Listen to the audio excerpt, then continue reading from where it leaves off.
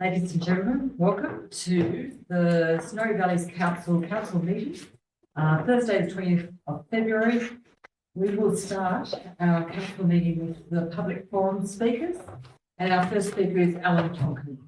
Alan's going to be speaking against 6.1 petition opposing the current location of the proposed multi-purpose and evacuation centre, and then against 11.2 as well, Snowy Valleys multi-purpose evacuation centre project concept design. Thank you, Alan. You have 5 minutes. Thank you, Madam Mayor. I won't have any formalities introduction because I don't want to include it in the 5 minutes.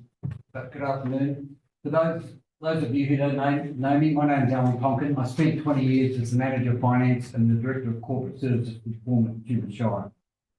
The two reports that I'm speaking against today are Report 6.1, the petition opposing the current location of the proposed multi-purpose centre, referred to as the MEC, and 11.2, the MEC concept design. Firstly, Report 6.1. The petition against the proposed location of Richmond Park was not adequately addressed in the report. The 46 signatures representing 90% of the attendees of the 11th of December 2024 community meeting are not opposed to the project, but the location. The key issue is the lack of consultation about the Richmond Park being chosen after the report of 11.2 of the agenda of council meeting 20 June 2024. The recommendation of the report for Site 2, which is Richmond Park, and I'll quote, due to significant restraints on this site, it is not recommended to proceed with any further reinvestigation work on the Richmond Street Bowling Club site. The site option analysis from that June 24 report raised significant concerns about Richmond Park due to constraints such as limited access and poor suitability for the project. These concerns remain largely unaddressed, even though council now controls the land. The control of the land alone does not justify overriding the 6 negative assessments.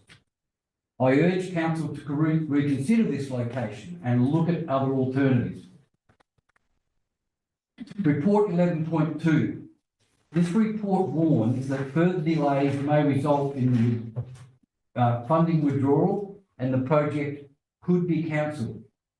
This highlights the issues that council has faced over the last 4 years, but none of these should justify selecting an unsuitable site. Although the report mentions minor changes based on public consultation, many of these issues are major, such as parking, single access, and unresolved environmental and traffic concerns.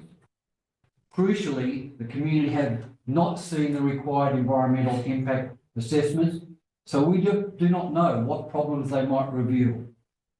The late 3-page report covering all of the community feedback on the brief, and I repeat, 5-day submission period, also includes multiple major changes, which will have an impact on the cost of construction. Note that the building will ultimately be a 9.5 high industrial shed disguised as a basketball stadium. The report identifies that the project will require a statement of environmental effect with supporting documentation which includes car parking and traffic assessments, noise assessments, local environmental plan, development control plan issues. At this stage, none of these compulsory reports are available. The community have not had access to them and are therefore unaware of any problems that they expose. Furthermore, as far as the community are concerned, the concept design has not been able to address any of these issues that are contained in these documents. On 13 February 2025, I attended a one-on-one session with the project manager. My unresolved concerns are the lack of a business plan. There is no clear plan for managing or funding the ongoing operations of the facility. This will cost between $200,000 and $300,000 annually. We do not know who will cover those costs. For a project of this importance, there are too many unanswered questions. The tight time frame. The project timeline is squeezed, making it unlikely that all the requirements will be met, or that the community consultation will be thorough. This is far from best practice and it exposes council to considerable risk. Budget issues. A third of the budget has been spent or allocated already, and the remaining funds may not be sufficient to complete the project. This will expose council to financial contributions it does not have. At this stage, it appears the DA will be prepared without a final cost of construction. The grant criteria. At this stage, the community have not seen any evidence that the facility has inbuilt capacity to transform into a state-of-the-art emergency evacuation centre. In conclusion, this project has the potential to fail due to poor planning and management. Again, I stress that the residents are not against the project, but they're strongly opposed to the location. Richmond Park is simply not suitable. It is planned to establish a Richmond Park Action Group to oppose the development should council proceed with the lodgement of the DA. Thank you, Alan. So I just finish. I would request that a copy of the presentation be included in council minutes, if that can be done, please. Thank you, Alan. Any questions to Alan? Mine was just going to be to ask if there was an electronic copy available that could be included in the minutes for the forum for the next for our council. I'll send it to. Did you? No other questions? Just more a statement that if all these reports that are pending expose unresolved problems, then my view, and I think you have everybody, then it will progress. So, you know, getting the reports is, a valuable process. That they will indicate, whether it's able to. 100%. The issue is the period of public consultation if and when the reports are made public. I mean, without these reports, I think you've only got about maybe a fifth of the information you need to proceed with the project. So there's a huge exposure to risk. You've got 4 months left, as I'm led to believe.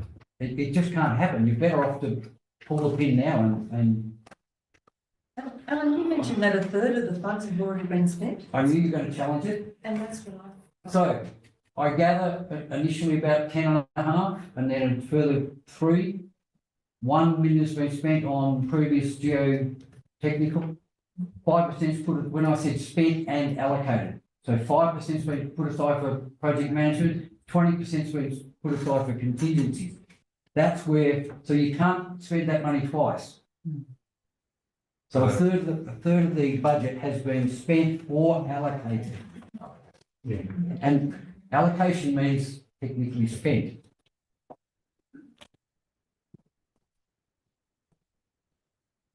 With due respect, though, that allocation is money that would need to be spent anyway. Yes, that's what I'm saying. So You can't spend it twice. You can't no, allocate you can't spend it twice, but it's it means that the things that it's been allocated to we don't have to pay for.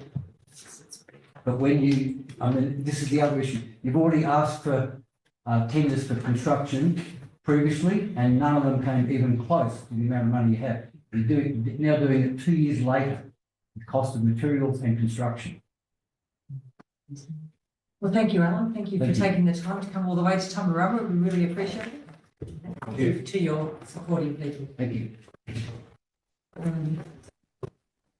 Now, our second speaker is Kristen Pruden, who is attending virtually. Welcome, Kristen, and you're speaking for 11.2 Snowy Valley's Multi-Purpose Evacuation Centre Project Concept Design. And Yes. 5 minutes starts now.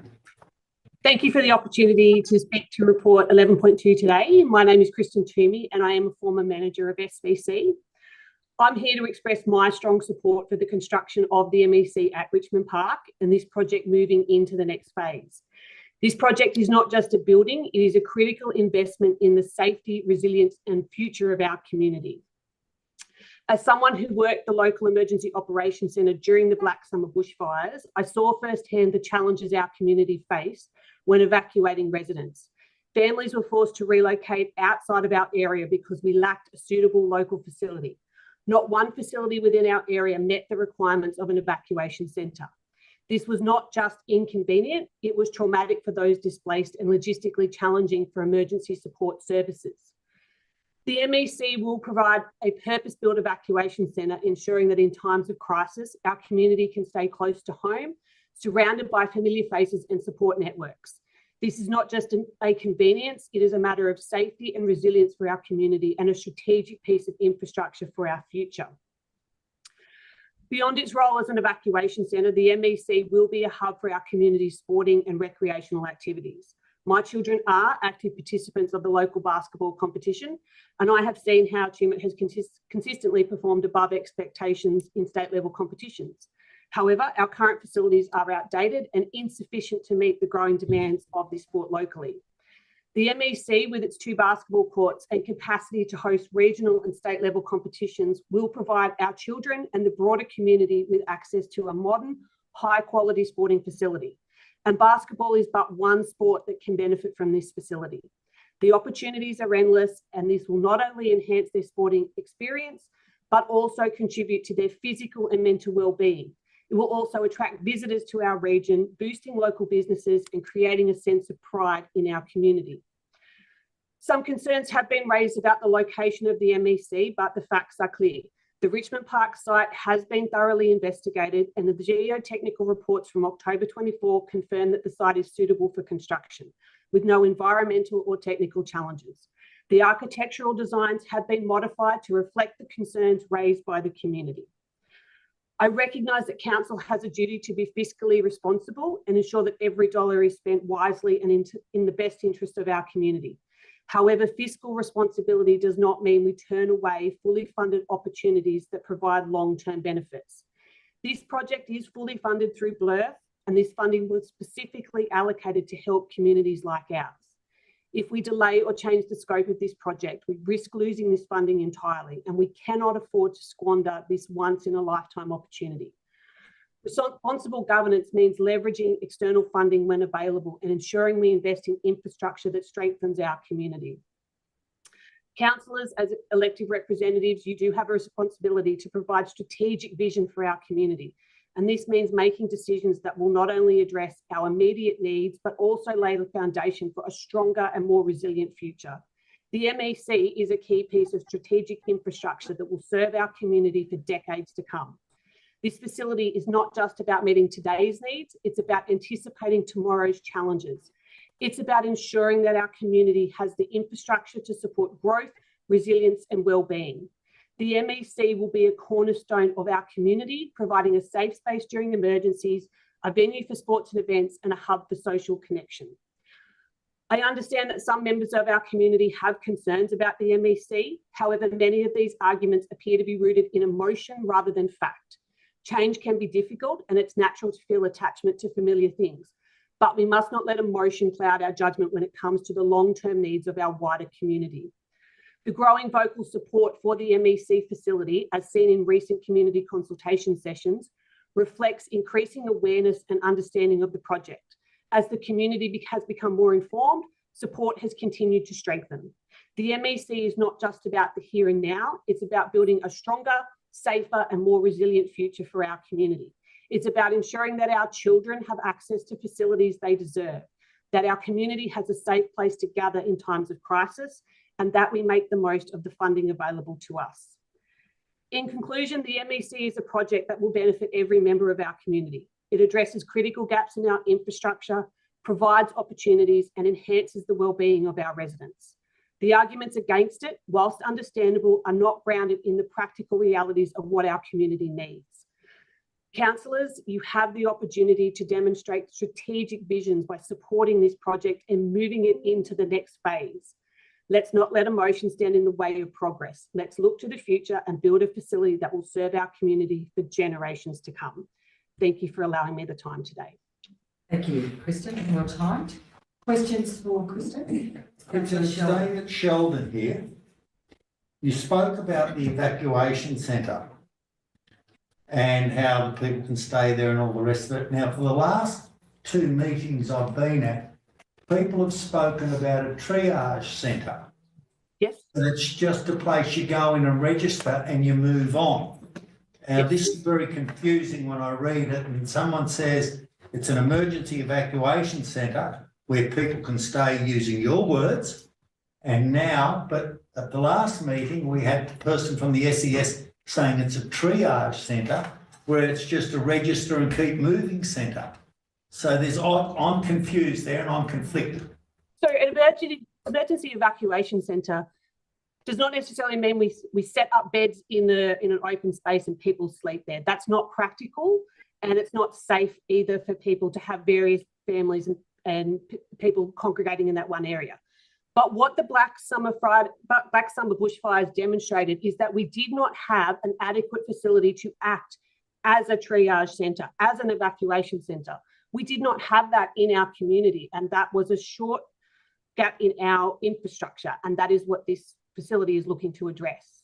And look, I understand that, but when the original grant structure or grant funding application was put through, it shows and it demonstrates photographs with people with sleeping availability in this centre with the basketball in the background.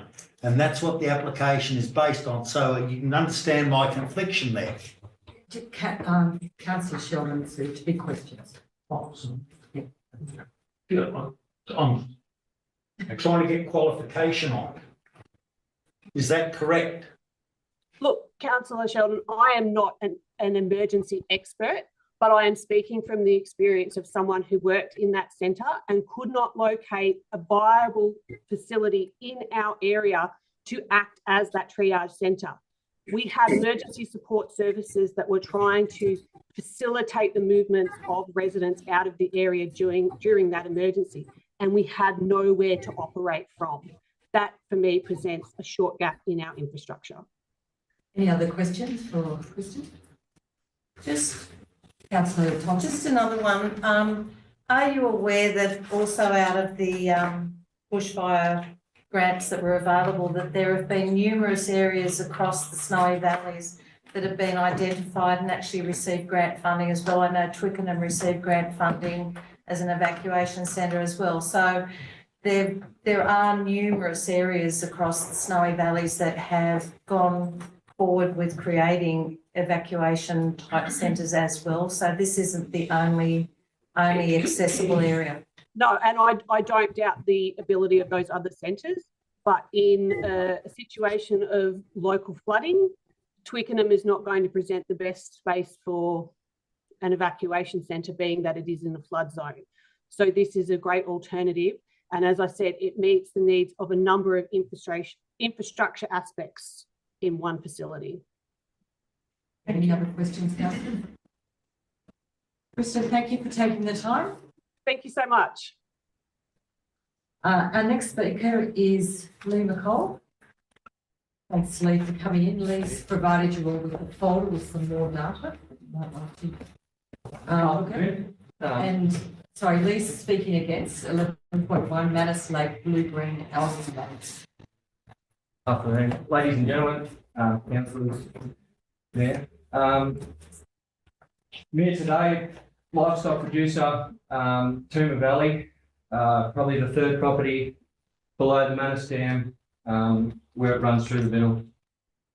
I've come here to voice who have been affected by the ongoing crisis at the Manus Creek. Our once pristine waters, which have sustained our families, livestock and livelihood for generations, have now become a source of illness, despair due to toxic blue-green algae. I want to touch on the health impacts from blue-green algae. We've been touched personally. My 10-year-old daughter has been diagnosed with chronic inflammatory response syndrome. 25% of the population, it's a genetic detection that your body can't process foreign proteins. It can't detect your own proteins or invaders such as viruses or bacteria. Chronic inflammatory response syndrome, it's very similar to chronic fatigue. We've got fatigue, weakness, body aches, headaches, memory impairment, joint pains, tingling, excessive thirst, blurred vision, night sweats, abdominal pains, numbness, metallic taste, vertigo, ice pick pains, and static shocks. That's all from my daughter. There's plenty more symptoms, but that's what I've physically visual and seen what has happened to her. Now, I'm an electrician by trade, sitting at the dinner table, and she just broke out as though I just plugged her into a PowerPoint. She got electric shocks for 5 minutes straight. That was when, something had to be done. We've now found a practitioner that is treating her. As of October the 30, the family is relocated away from the area due to health. So we've been told to not return until the problem's fixed, because it's there. She's going to have it for the rest of her life, and could be people in this room that's part of that 25% that if you're exposed to this toxin, that you're going to have the same health ramifications. Also want to touch on the environmental impacts that the river's seen. The Macquarie perch is an endangered Australian native species. It's only one of 2 rivers that the fish breed in the New South Wales. 2,000 fish were released in 2021 after the fires. They're continually testing the creek and have not found a fish in it for the last 2 years. We used to have platypus. Haven't seen one for a couple of years. Just the biodiversity is getting impacted dramatically. Business impacts. Livestock producer. We get paid cents per kilogram. Data shows 20% weight gain with clean drinking water for the cattle. The cattle are affected through the liver and their kidneys failure. The quality of livestock water has deteriorated, leading to increased costs with less weight gains and supply of alternate water sources. Now, I don't know whether you degrade your property, but if you've got a water source running through, it's worth a fair bit of money. I've got a water source that's running through that's not worth even using. So if my property is still worth the same as with fresh water than not, well, that's quite questionable. Also want to touch on the discrepancy of the water testing in 11.2. The water testing results take 2 weeks to get. So if they're tested on a Tuesday, we don't get those results for 2 weeks' time. And if we're in red for those 2 weeks, no one knows where we're at. And there is tests out there that are quick, so I don't know why it's taking so long to get that, and for the downstream users that are using it. Also, the traffic light system, I'm going to call it the green, amber and red alerts, in my mind is misleading. The green should indicate the water is safe, yet the green only means the algae levels are minimal. So with the ponds, we've got the Pine Hole south of the Manus Dam. It's a slow moving area. It's not getting tested. With the algae being in the water, even if it's minimal, it can be breeding down further. Thanks, Lou. Questions for Lou? Councillor Thompson. Thank you so much. I've actually got, I think, 3 here. Has your daughter improved at all since they've moved away from the area?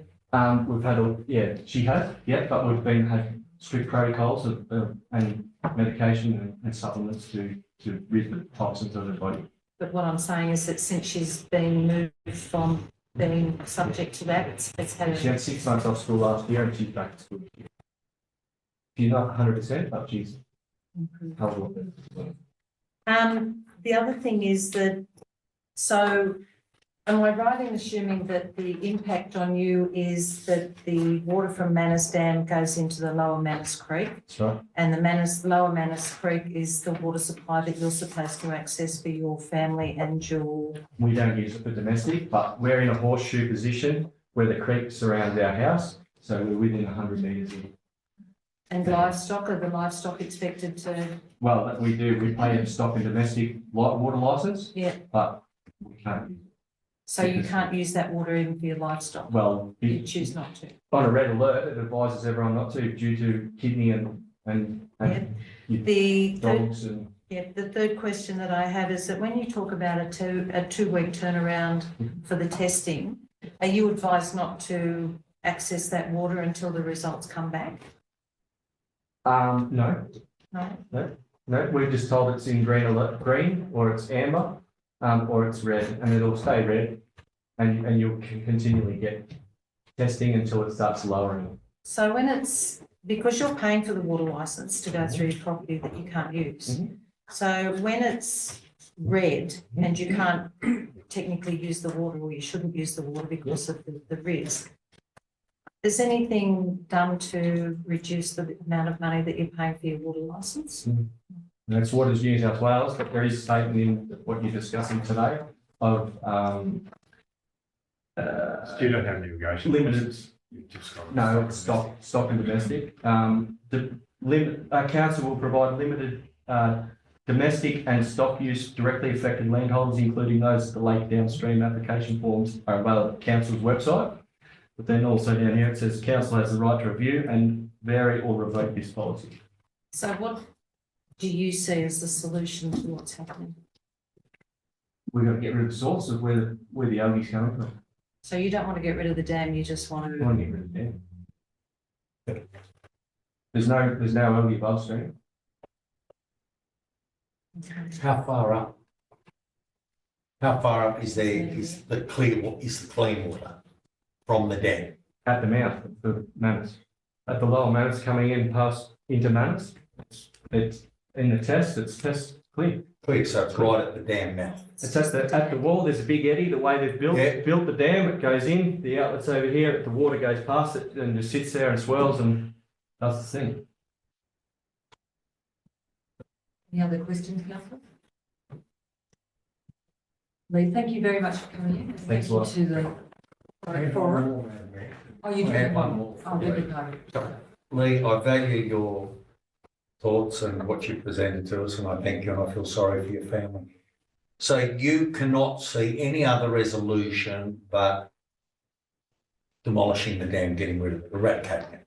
Well, 2018 is the first diagnosis of blue-green algae and we're sitting there 7 years later. 2025 and we're still, nothing's happening. We put mixers in and there's a report that you guys are going to go through saying mixers aren't working. So, Just a question, the dam's been there before 2018. correct. So what was the status between 1980 and 2018? The wall burst in the 2010 floods, am I correct, Dave? I married into the property in 2012, so I wasn't there during the flood, but apparently the dam was built a lot different. He had a hydro set up on it. It was a private dam. So there was more water passing I through. don't know, I think it was deeper or Yes, deeper. the walls, love.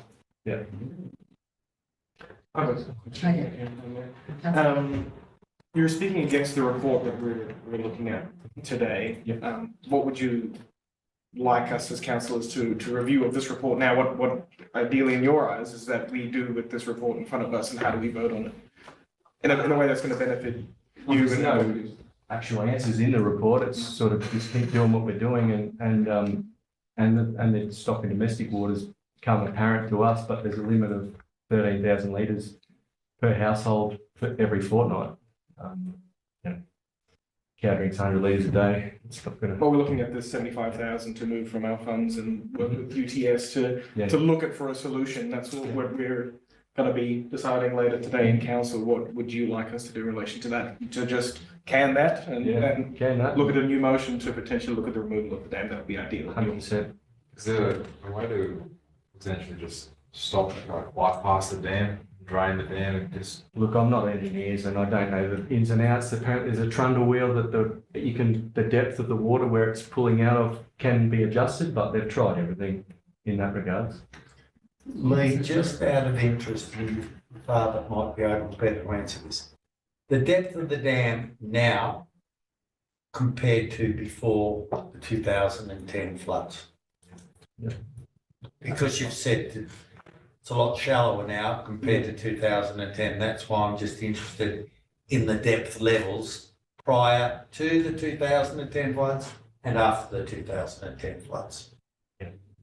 The questions that I can't answer, but Well, I'm of these, Barbara, sorry, David Collins, my name. I'm another land user down further. Your question about I got an irrigation license. I can't answer it. So I pay money on So you that. pay money, not Well, getting. yeah, we pay money on, we've just paid, $600 for the approval to keep that license. And I've got two actually. See, the Manners Creek runs into Currumba Creek. It then goes down to dairies. So the water goes in the food chain there, they wash their dairies out. So you cannot store enough water to wash your dairies out. So obviously they pump from the creek. And then my other property's down there as well. So I've got an irrigation license down there. And they done testing recently down there in the ground.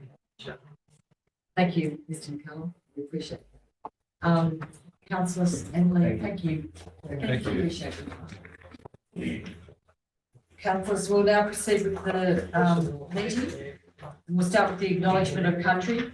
Snowy Valleys Council proudly acknowledges the traditional owners and custodians of this land and water and pay respects to their elders past and present. Today's meeting is live streamed on Council's website to allow the community to follow council debates and decisions.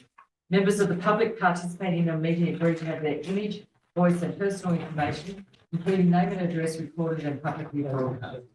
Snowy Valleys Council does not accept liability for any defamatory remarks or inappropriate comments that are made during the course of the meeting.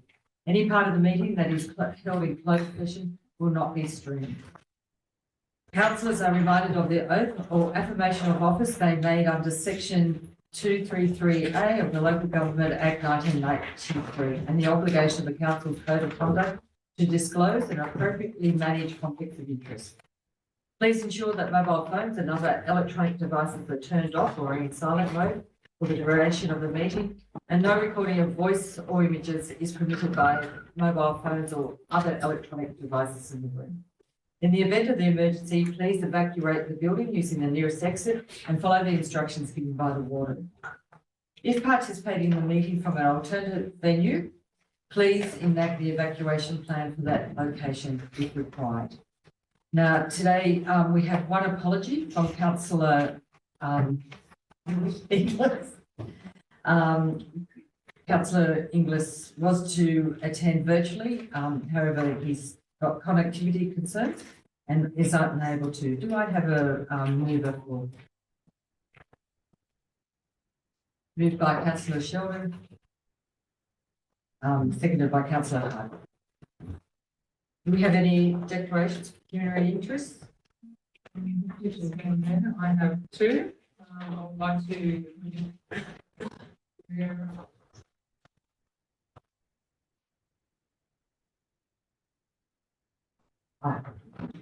All in favour?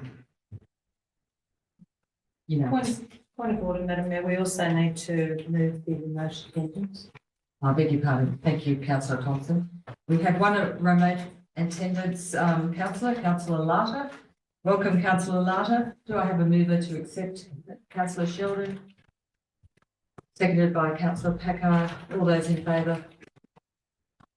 Unanimous. Thank you. Sorry. Now on to the declaration of pecuniary interest. Yes, I have two non-pecuniary significant interests in relation to report 13.3 and 13.4, and we'll leave the room for discussion. Thank you. No other pecuniary interest? Thank you. So now we come to page 6, confirmation of minutes. The minutes from our last ordinary council meeting on the 12th of December. The recommendation is that the minutes of the ordinary council meetings be received and confirmed as an accurate record. I have a mover. Councillor Thompson, seconded by Councillor Wood. Correspondence and petitions. We do have one petition opposing the current location of the proposed multi-purpose and evacuation centre. The recommendation is that we receive the petition and notify the chief petitioner of the upcoming opportunities for community participation in the project. Do we have a mover? Councillor Hargreaves, seconded by Councillor Shelton. All those in favour? Thank you. And we have mayoral minutes. I'll just speak to these. Councillors and council staff, I think it's great sadness. I'd like to speak on Neil Bombardier, who was a very valued member of our community, particularly here in Tumbarumba, and particularly within the area of infrastructure. Neil unexpectedly passed away. Our condolences to all his family and to all the council staff who work closely with Neil. We are feeling for it. I'd also like to acknowledge Jill Ludford, Tumut local, who was on Australia Day, was given the Public Service Medal for her work in health.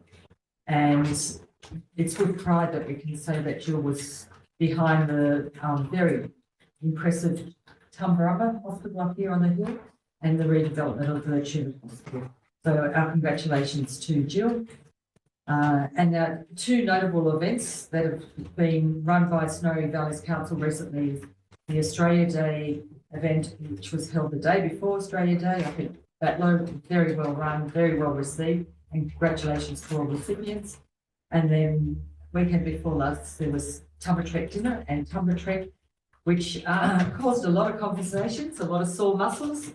However, very well run. Congratulations to everyone who put that. At the time, we did not feel like congratulating you, but in hindsight, it was a great event. So thank you.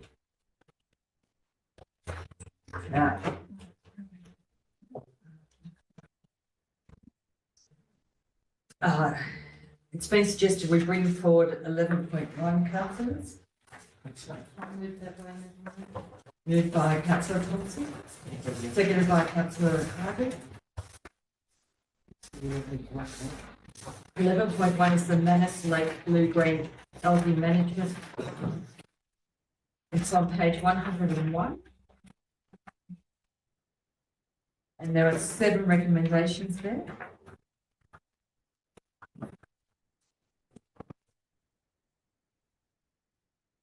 Do I have a mover? I'd like to move with the additional dot point to have investigate the feasibility, the cost feasibility, and effectiveness of draining the dam. Oh, there you go. It's almost word for word. You've got that written there? Yeah. I mean, we can't make a decision without evidence, and somebody other than us, we're not experts. Councillor Thompson, you happy to accept? Seconded? Yeah. Yes. Happy with that? Yeah, so the wording, I'll just read this is. We can take it up. Yeah, Yeah, pass it around. probably slightly better. It's a rehabilitation. This is to add an additional point. Could you? We'll put it up. Yeah. Can I move that we go into committee so that we can actually have a discussion? Yes, we'll just move, get the right points put up there first so we know what we're moving. We don't.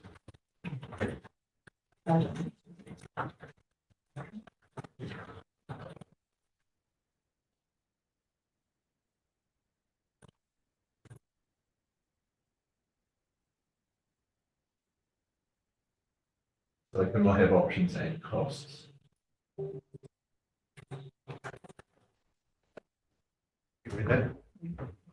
Now I'd like to move that we go into Okay, sorry, so that's been moved by councillor Packard and seconded by councillor Thompson. Councillor Packard, do you want to speak to it?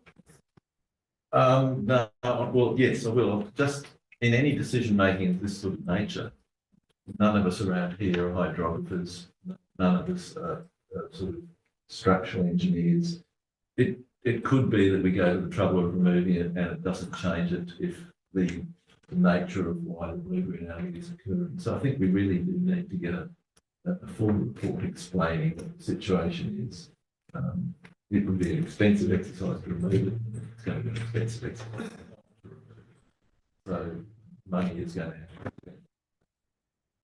spent. Councillor Thompson. Now can I move, please, that we go into committee? so Do we have a can- second? Councillor Sheldon. Councillor Thompson, would you like to start the discussion? Thank you, Madam Mayor. I think listening to the public forum presentation that we've just had makes us realise that from the day this dam has actually been created, it's created more issues than it has resolved. When we have farmers who cannot even utilise that water for their livestock, let alone their domestic and farming practices, it demonstrates that it is becoming a bigger white elephant that is creating more health issues than anything else. I'm concerned about the report that we have before us because for me personally, I think that there are more questions than answers in relation to even point 2 of the recommendations is that we are, it's supporting the implementation and treatment of Manus Lake algae blooms using enzymes, bacterial or other nature-based additives subject to a review and costing of these treatments. So we're actually authorising something that we have no idea whether it's going to work or not. So I have very real concerns that that is something that we're actually voting on. We're voting on something that we're not even aware of how it's going to work, if it's going to work, how much it's going to cost, and is it realistic? So I have some very real concerns. I like point 8. I think that's important. The others I'm concerned about.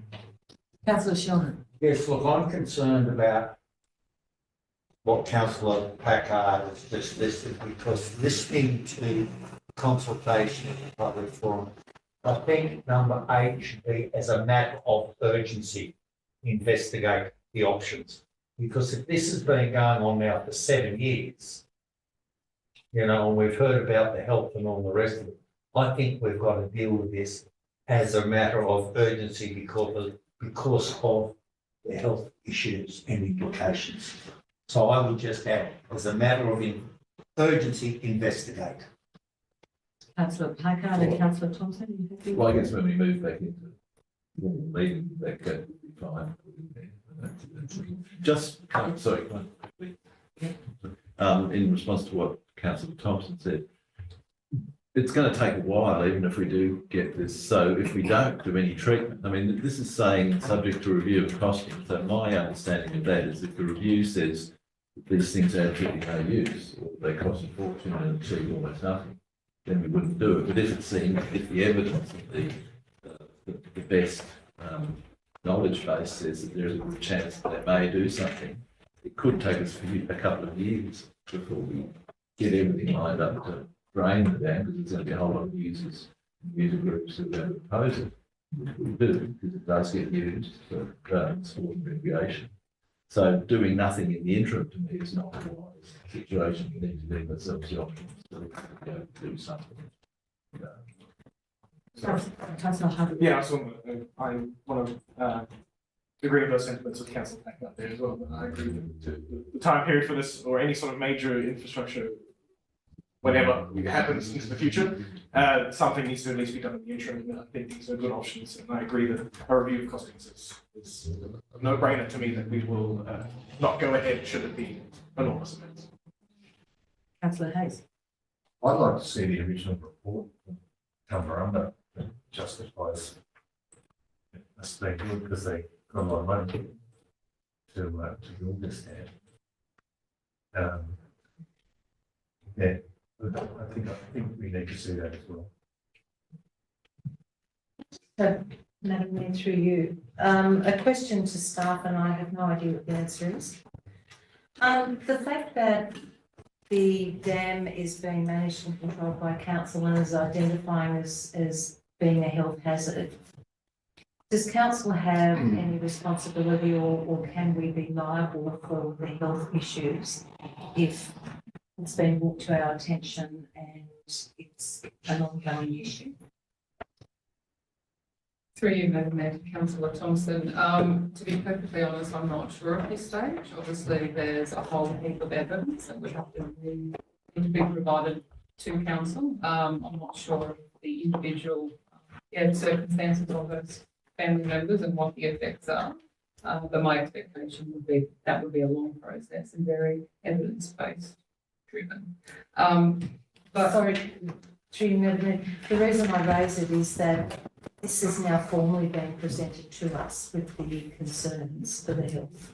And so from this point, moving forward, if we're aware of it, it is substantiated. So that's the reason I'm asking that. Councillors, I also just wanted to confirm, starting on page 107 of the report and going over 108, runs through the various options that are presented to council, which would help manage the dam. Option one clarifies the removal of the dam and already gives some indication of how much that would cost. So we already have an idea at this stage of what the dam would cost as such, and also to rehabilitate and re-establish the Manners Lake and Creek area, which is $6 to $10 million. So that option has already been initially investigated. Is there any option to drain the dam? Is there a drain the water out of the dam bottom, like a plug, as opposed to something that goes over the spillway? Or is that something that isn't constructed in this design? Is there limitations to allow the water to be reduced so that algal blooms aren't as prominent in the dam? Through you, Madam Mayor, look, it's not as simple as just draining the lake. You would have to, the water that's coming downstream has to go somewhere. So you'd have to build something to take that water either around or through the lake to re-establish what would be the original creek line. And to establish the original creek line has to go through an enormous amount of approvals through fisheries, water, because they have very strict guidelines if you're going to do that. So it's not as simple as just draining the water and saying, oh, the water is no longer in a lake format. You have to reformat the water into a creek system. And what we're suggesting in the report would be that there have to be a rehabilitated Manners Creek. And we know that fisheries, their expectation would be, if you're going to do that, you try and put the creek back as it was originally. And that's a big cost.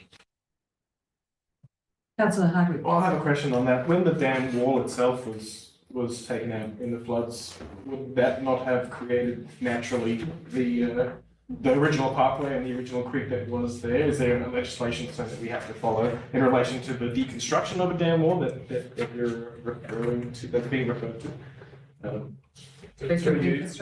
Through you, Madam Mayor, I'm not entirely sure why the dam was then rebuilt. A decision was made to rebuild the dam in 2011, 2012, which is in the report.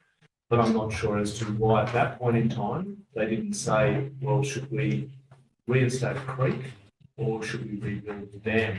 The decision at the time made by that council was to rebuild the dam.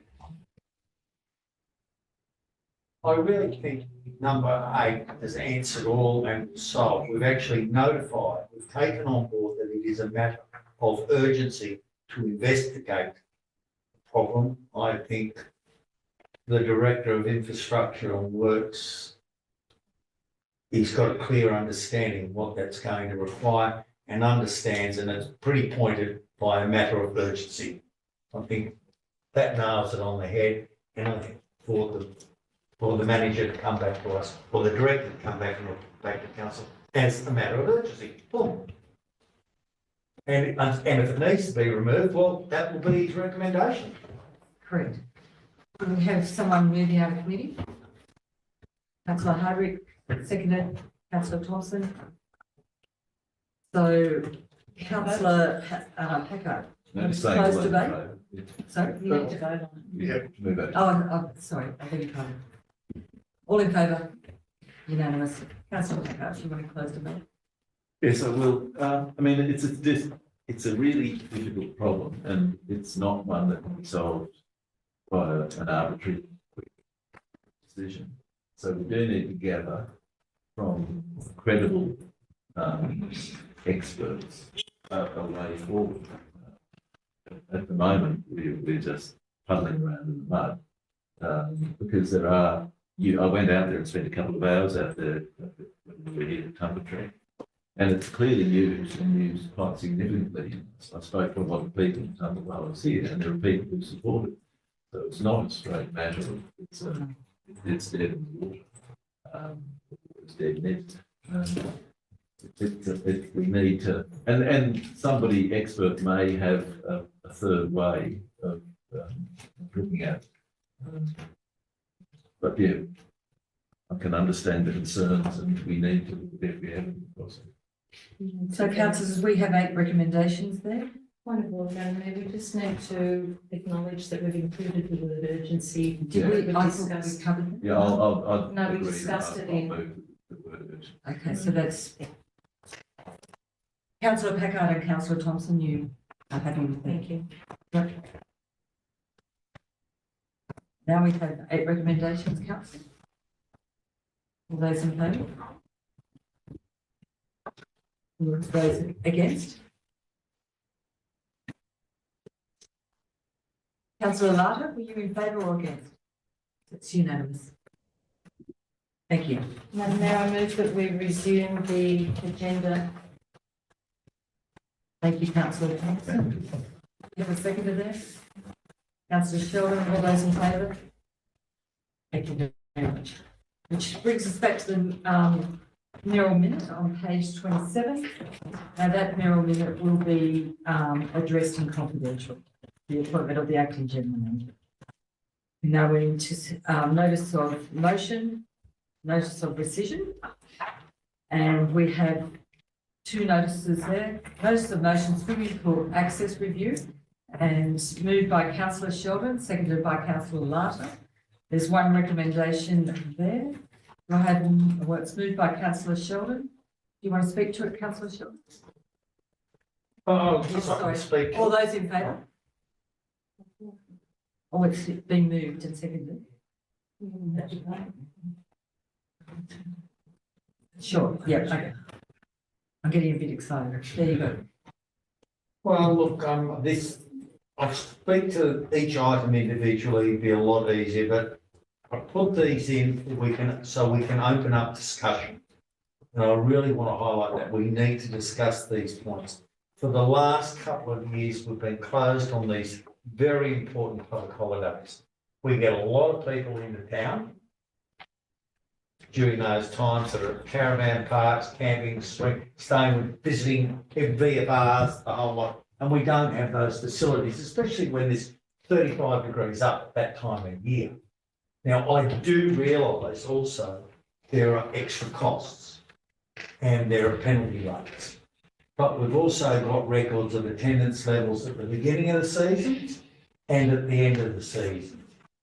And my idea is when we discuss this point, we look at the beginning of the season, we might open 2 days later, which covers the cost for Boxing Day. And then we look at the end of the season where we close 2 days earlier at the end of the season, which would cover the New Year's Day cost of maintaining, because they're both at double time, they're not at triple time. That's why I've taken 2 days. That's my point of view there, the importance of satisfying our guests, the area's guests.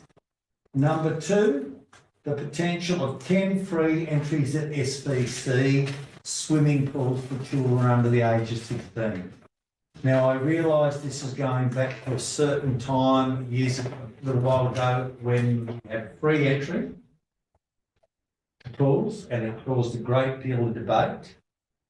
This, I've researched, there are a lot of councils throughout New South Wales that are actually adopting this to actually get the kids back into water safety lessons, and they believe that if they have 10 free swimming lessons are offered, these kids their parents might be incentivised to get them to water safety levels that, are attainable.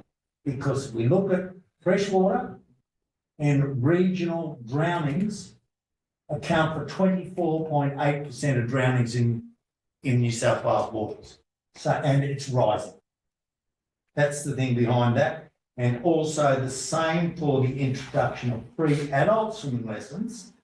Again, because Australia's demographic has changed a great deal over the last couple of decades, my generation and probably Nick's generation, because he's a little bit older than me, or Mr. Wilton's a little bit older, we were taught the importance of water safety, and it was number one priority. And that was, and I grew up in the bush. So that's it. And if we can get the new demographics, the Filipinos, the Europeans that haven't been taught water safety and encourage them, then they'll encourage their kids, and hopefully that will build up the attendance in all our swimming pools, which will take a great deal of pressure off our Director of Infrastructure and Works to justify his swimming pool budgets. Thank you, councillor Sheldon. Councillor Thompson. Thank you, Madam Mayor. The only reason I will support this is because all we're doing at this point is asking for a workshop. I have numerous concerns with some of the things that are being proposed here. I also query and question some of the background information that comes with it, but in particular, the 10 free entry for passes. We already have, the schools have access. They pay $5 for the students, which provides them access to the pools for school events, also to our sporting fields. The concern I have with the introduction of free adult swimming lessons, that could be at an enormous cost, because we don't know how many people. Do we offer them at every swimming pool? We don't have the educators for the lessons. They have to be provided through a third party, which is going to be expensive. Each of the things that are here, I don't doubt if we had an unlimited budget, is a nice want, because we have so many needs across our wider community, not only in relation to our swimming pools, our sporting fields, our manus dams, our water supply, our aerodromes and sporting clubs groups and community groups. So the only reason I support this is because of the word workshops, and that way we have the opportunity to fully understand what the long-term implication in accordance with our integrated planning and reporting, which gives us an idea. We're about to go into our budget process, and that is where we will understand what the true cost of all this is. Councillor Hayes. Wasn't it great to see Snowy Valleys Council mentioned in the Sydney Morning Herald as being one of the leading lights to having free swimming pools, and that is the direction that a lot of councils are taking? Wasn't it great to see that? And yet we've moved away from that. So, you know, there was a lot of spurious information peddled at the went to councillors when those changes were made, and I think we should go back and visit that. And you know, the rubbish that was delivered to us there at the time was just ridiculous. I think we should get some firm figures and see how we can make these pools useful to the whole community and much cheaper to use and cheaper for council to operate. And I think that's possible. We've got to pull our heads out of the sand and look with a bit of vision. Councillors, this is just about having a workshop. So if we're happy, Councillor Sheldon, to close debate. I'd like to thank you for everyone. Thank you. Okay, all those in favour? Unanimous. Okay, now 8.2, page 30. We have one recommendation there, once again moved by Councillor Sheldon and seconded by Councillor Larter. And this is about conduct a refresher resource recovery workshop to review the cost implications of digital waste vouchers. Councillor Sheldon. Look, I think it speaks for itself, but again, it's a workshop to discuss this. I know that there's been a lot of pushback on dropping from the 4 to the 2. All I want to do is have a discussion about it, get the numbers of how economically viable the 4 was or how much it was used. I think that's the crux of the matter. If we've got a population of 6,000 people, we'll say 5,500 people are using the 4 vouchers, why are we cutting them back? If we've got a population of 6,000 and we've only got 2,000 people using the 4 vouchers, well, maybe there's a point there that council's hit the note. That's my discussion on it. Thank you, councillor Packard. I think if we're going to have a workshop on waste, just dealing with the waste vouchers in isolation is missing some opportunities. I mean, waste is a complex matter. It's like pushing mercury across a table. You push one bit in one spot and it rolls off in other areas. So just viewing one bit in isolation is flawed. So I'd support the workshop, but I really think we need to look at the waste management stream, or resource management, whatever you want to call it, in total rather than just the vouchers. So if you could expand your motion to sort of include all. I'm led by you on that because I totally agree. Because I mean, there's 5 new councils, and waste is a thing which tends to sort of get bits tacked on. So having a fresh set of eyes, a fresh look at the whole thing. The tour we recently had of the waste facilities in the Snowy Valleys Council was very beneficial. That's right. So councillors Sheldon and councillor Larter, are you happy for an amendment there to expand the capacity of that workshop to all waste? Yeah. So Councillor, thank you, councillor Sheldon.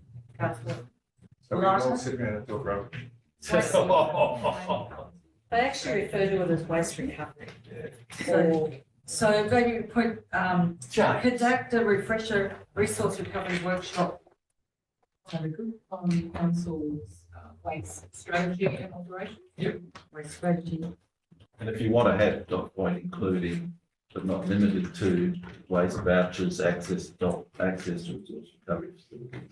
That's it. Okay. Councillor Sheldon, councillor Larter, are you happy with that? Yes. Well done. Okay, any other speakers? Councillor Sheldon, you happy? Yes. All those in favour? Unanimous. Thank you. Now, urgent business without notice, number 32. At this stage, I'm going to mention there's a tabled letter from Deb Sturt about Cockatoo Road. The urgency on this is we have to work with Transgrid. This is a private road that is now going to be used by Transgrid. This is to be tabled so we can start working with Transgrid and council with the complexity of this Cockatoo Road. Do we have a movement? Councillor Sheldon? Seconder? Councillor Larter? Any comments? All those in favour?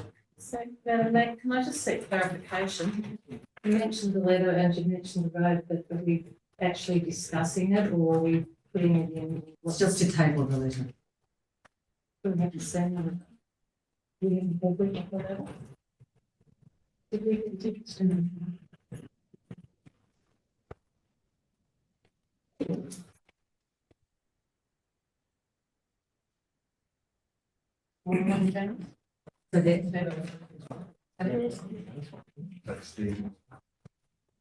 that, That's the petition.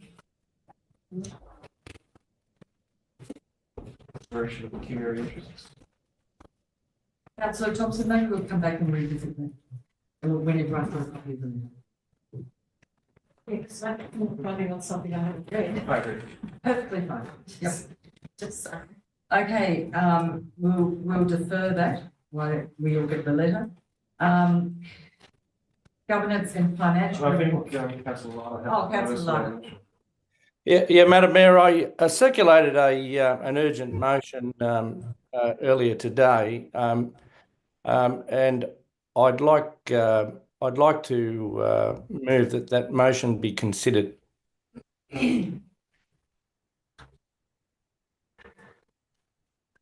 Councillor Larter, thank you for sending that through. It was very late. It's a very, very long motion.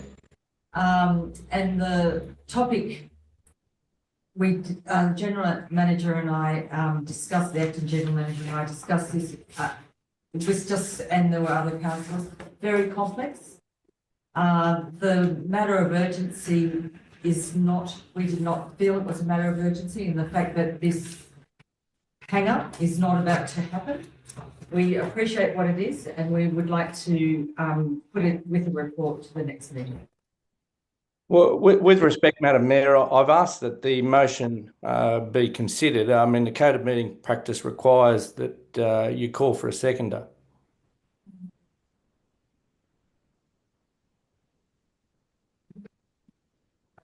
I think it has been considered, Councillor Larkin. Well, it's been considered by the chair, not by the council. Who rules if it's a matter of urgency? Yeah, and Councillor Larkin, look, it was a great, a long motion, a lot in it. There wasn't much time for us to consider it. Thank you very much for it. And we are addressing that in the March meeting.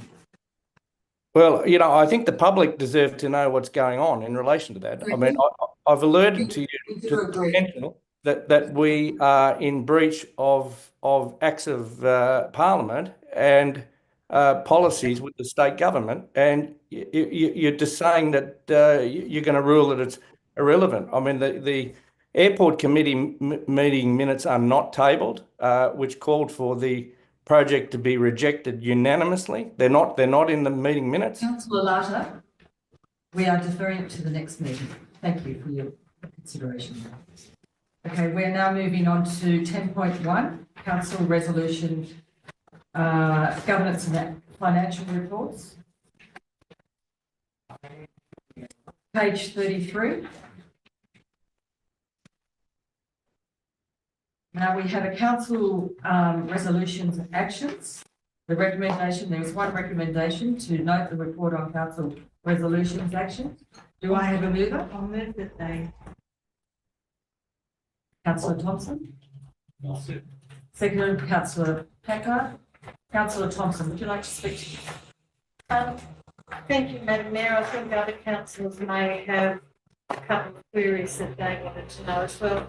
I noticed within the report of resolutions there is, and I know the resolution that we had an agreement in relation to the Tumbarumba Sports Association for the lease of the building. That's not in here. Plus two, just wondering where we are up to with the Adelong Services and Citizens Bowling Club Read the Caravan, so that we can be moving forward with that. Councillor, Director of Infrastructure. Through you, Madam Mayor, Councillor Thompson, we are hoping to finalise the Tumba Sports Academy agreement in the next week. I've met today with the chair of the Sports Academy, and there were 3 points that I believe we found agreement on. So I intend to have that agreement signed and executed in the next couple of weeks. And in terms of the Adelong Services Club lease for the caravan park, we've sent back our comments on the lease to the Services Club, and we are waiting on them to sign the lease and send it back to us. Any other comments?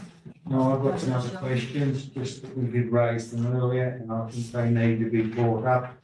The first one was about the contributions. It says it's due in February. The report I take is not contributions. Not ready yet. Through you, Madam Mayor, I'm currently discussions with the Financial Officer in relation to the roads contributions that fall under that 711 plan. So that will come back to the March meeting at this stage. Thank you. Then the Director of Infrastructure and Works, we were going to endorse seeking expressions of interest. We were going to receive another report on the outcomes of expressions, still in progress. Are we any further advanced on that? For you, Madam Mayor, Councillor Sheldon, we intend to go for public expression of interest in March for that land, and that will go out for about a month, and we'll bring the report back to council, I hope, in May. All right, and The question also is about the dissolution of the Adelong Showground Committee, where we're at the 355 committee. Just some qualifications on that, please. Through you, Madam Mayor, I believe there is an issue with that's holding us up at the moment with the acting general manager might help you with the dissolution of the committee. The sticking point at this point is maintenance. Correct, so there was about 4 or 5 parts of that resolution, so the only one that's still outstanding is item 2, which is the maintenance and operations agreement with the Adelong Showground Committee, so that's the only part of the resolution that's still outstanding. And when do you think that would be finalised? We think in the next month or so.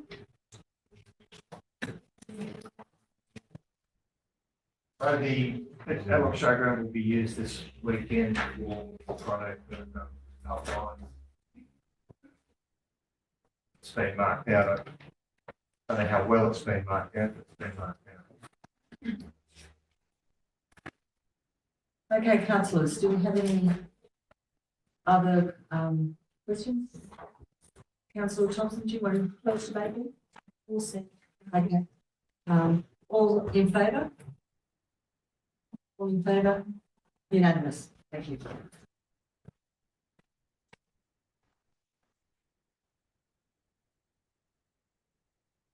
Okay, 10.2, de-amalgamation implementation plan, financial sustainability plan, post-public consultation. It's on page 39. We have one recommendation there to note the report on the submissions received on the de-amalgamation implementation plan and the financial sustainability plan, and approve forwarding the council report and submissions received by Local Governance Boundaries Commission. Do I have a mover? Well, Madam Mayor, can I speak to it, the report? I'll move it. Thank you, councillor Packard. Seconded by councillor Worth. Thank you. Councillor Packard.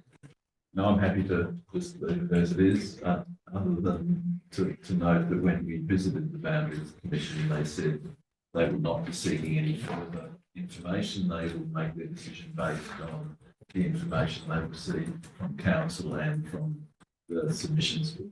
So that their hope was to make a speedy decision based on information they've already got. They won't come out and be doing any more consultation.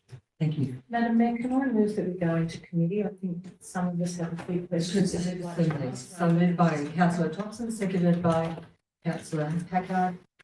All those in favour? Into committee we go. Okay. Councillor Sheldon. Can I speak to the submissions, Madam Mayor? It's a submission lodged by Save Tumbarumba Shire. Madam Mayor, the submission, or should I say hate mail, bullying and fear-mongering document lodged by Tumbarumba Shire Incorporated. The submission is disdainful and disrespectful. Councillor Sheldon, who was it put in by? Save Tumbarumba Shire. Right. You just said it a bit. Sorry. What I said. So I apologise. The submission is disdainful and disrespectful, not only to the Boundaries Commission, the government and SBC, but also to the wider Tumbarumba community, who I'm sure want this all to go away. It's nearly 9 bloody years. Their submission basically states we'll do what we want and stuff the process and how hard done by we are. The submission goes on to state that we as councillors must do what we must do. It is obvious Save Tumbarumba Shire Incorporated is and will use SBC and the new councillors as their scapegoat. They need to blame someone. Well, toughen up, buttercups. SBC endorsed the plans and support the de-amalgamation. SBC has fulfilled its role. If Save Tumbarumba Shire want to get people offside, they have succeeded. Madam Mayor, I will not be bullied or coerced into stepping over the line in the democratic process. Thank you. Thanks, councillor Sheldon. Any other councillors? Councillor Thompson? Madam Mayor, thank you. Just a couple of queries and seeking clarification. I'm aware that yourself and and Councillor Packard as Deputy Mayor and the now Acting General Manager did go and meet with the Minister and the Boundaries Commission, sorry. I just need to seek some clarification because there seems to be a lot of information swirling around that implies that, you know, that there are ongoing opportunities beyond this.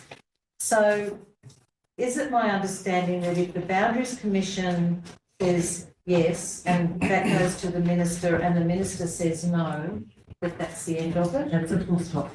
Right. If the Boundaries Commission says, well, if the Boundaries Commission says no, it goes no further. So Boundaries Commission says yes. Well, the Minister can overrule the Boundaries Commission. Boundaries, right, actually. But then if we go, Boundaries Commission says yes, Minister says yes, constitutional referendum is paid for by the ratepayers of Snowy Valleys Council, but we do not achieve a 50% of eligible voters plus one additional voter to go yes, then that is the end of it. There's no other avenue for us to pursue beyond that point. That is my understanding. And that's certainly what the head of the Boundaries Commission said to us in Sydney. I asked him that question directly. He said that there would be no further avenue for pursuing. That would be dead. It'll be a full stop. Yeah. And that also be a full stop if the Boundaries Commission or the Minister knock it on the head and say you can't proceed. Will that be the final attempt at the demerger process? That was the impression I got from what they were saying.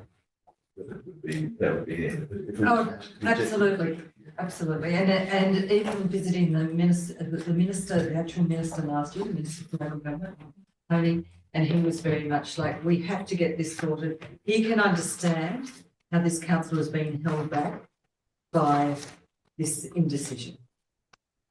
So is there the opportunity for Snowy Valleys Council to conduct a constitutional referendum if we don't get at least the Boundaries Commission or the Minister saying yes?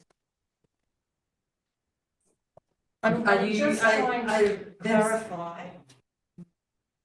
No, to follow the actual set legislation. So the set process is, the reason I say that is that I just think that as a community, Snowy Valleys Council, we all need to understand that we've done everything we possibly can. As a council, we have promoted and encouraged the opportunity for people to be informed, so that should a constitutional referendum be held, then that will be it, and the Snowy Valleys Council won't be continuing with the demerger debate going forward. I don't like to quote the minister, but basically what he was saying that he's a big supporter of democracy. And this, to him, is a very good democratic process so that the whole community decide their fate.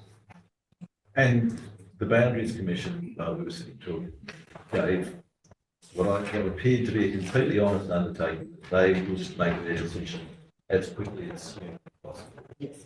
They weren't about delaying, they knew that it was a grossly uncertain situation. So they gave an undertaking, that's why they weren't going to seek any further information. They felt they had sufficient information to make a decision. So one way or another. Any other comments? Yes. Yes, councillor. It might modify the vernacular of the say Tallurong Shire and have them come to the table and possibly work with Snowy Valleys Council to achieve what they're aiming at. I think that would probably be a good thing, given some of the unfortunate things that have been said over the time. So if that happens, it's a good thing. I can work together. That we can work together, because in all my time as mayor, they refuse to work with us. And I'm not sure we want to try on our behalf, but they just, their modus operandi was pretty well mapped out. And I don't think it was the best way to go. This is an opportunity for them to come to the table, and they may like to help fund some way. A nice olive branch. And certainly as a council, I think we've worked as hard as we can to try and work in with their desires. So I think that's why we're a little bit surprised by this.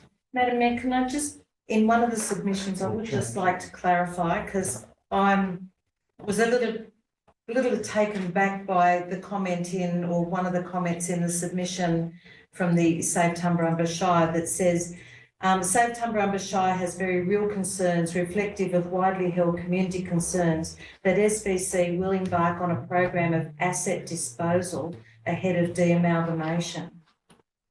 Now, I don't believe that that's ever been something that we as a council have discussed, and the implication that we would do it because it says that the DIP&S and financial sustainability plan is based on an asset liability distribution model that unreasonably and unfairly disadvantages Tumbarumba. And I just feel that that's a little unfair in the statement, but the fact that we have never indicated that we will be embarking on a disposal of assets. Maybe Madison. Sorry? What was that? Except for Madison. Second. Any more comments? Or... Sorry, can I just add, I'll add one comment onto that.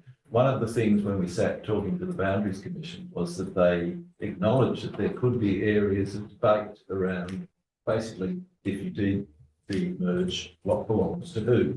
There'll be some things that are very simple and other things which perhaps aren't.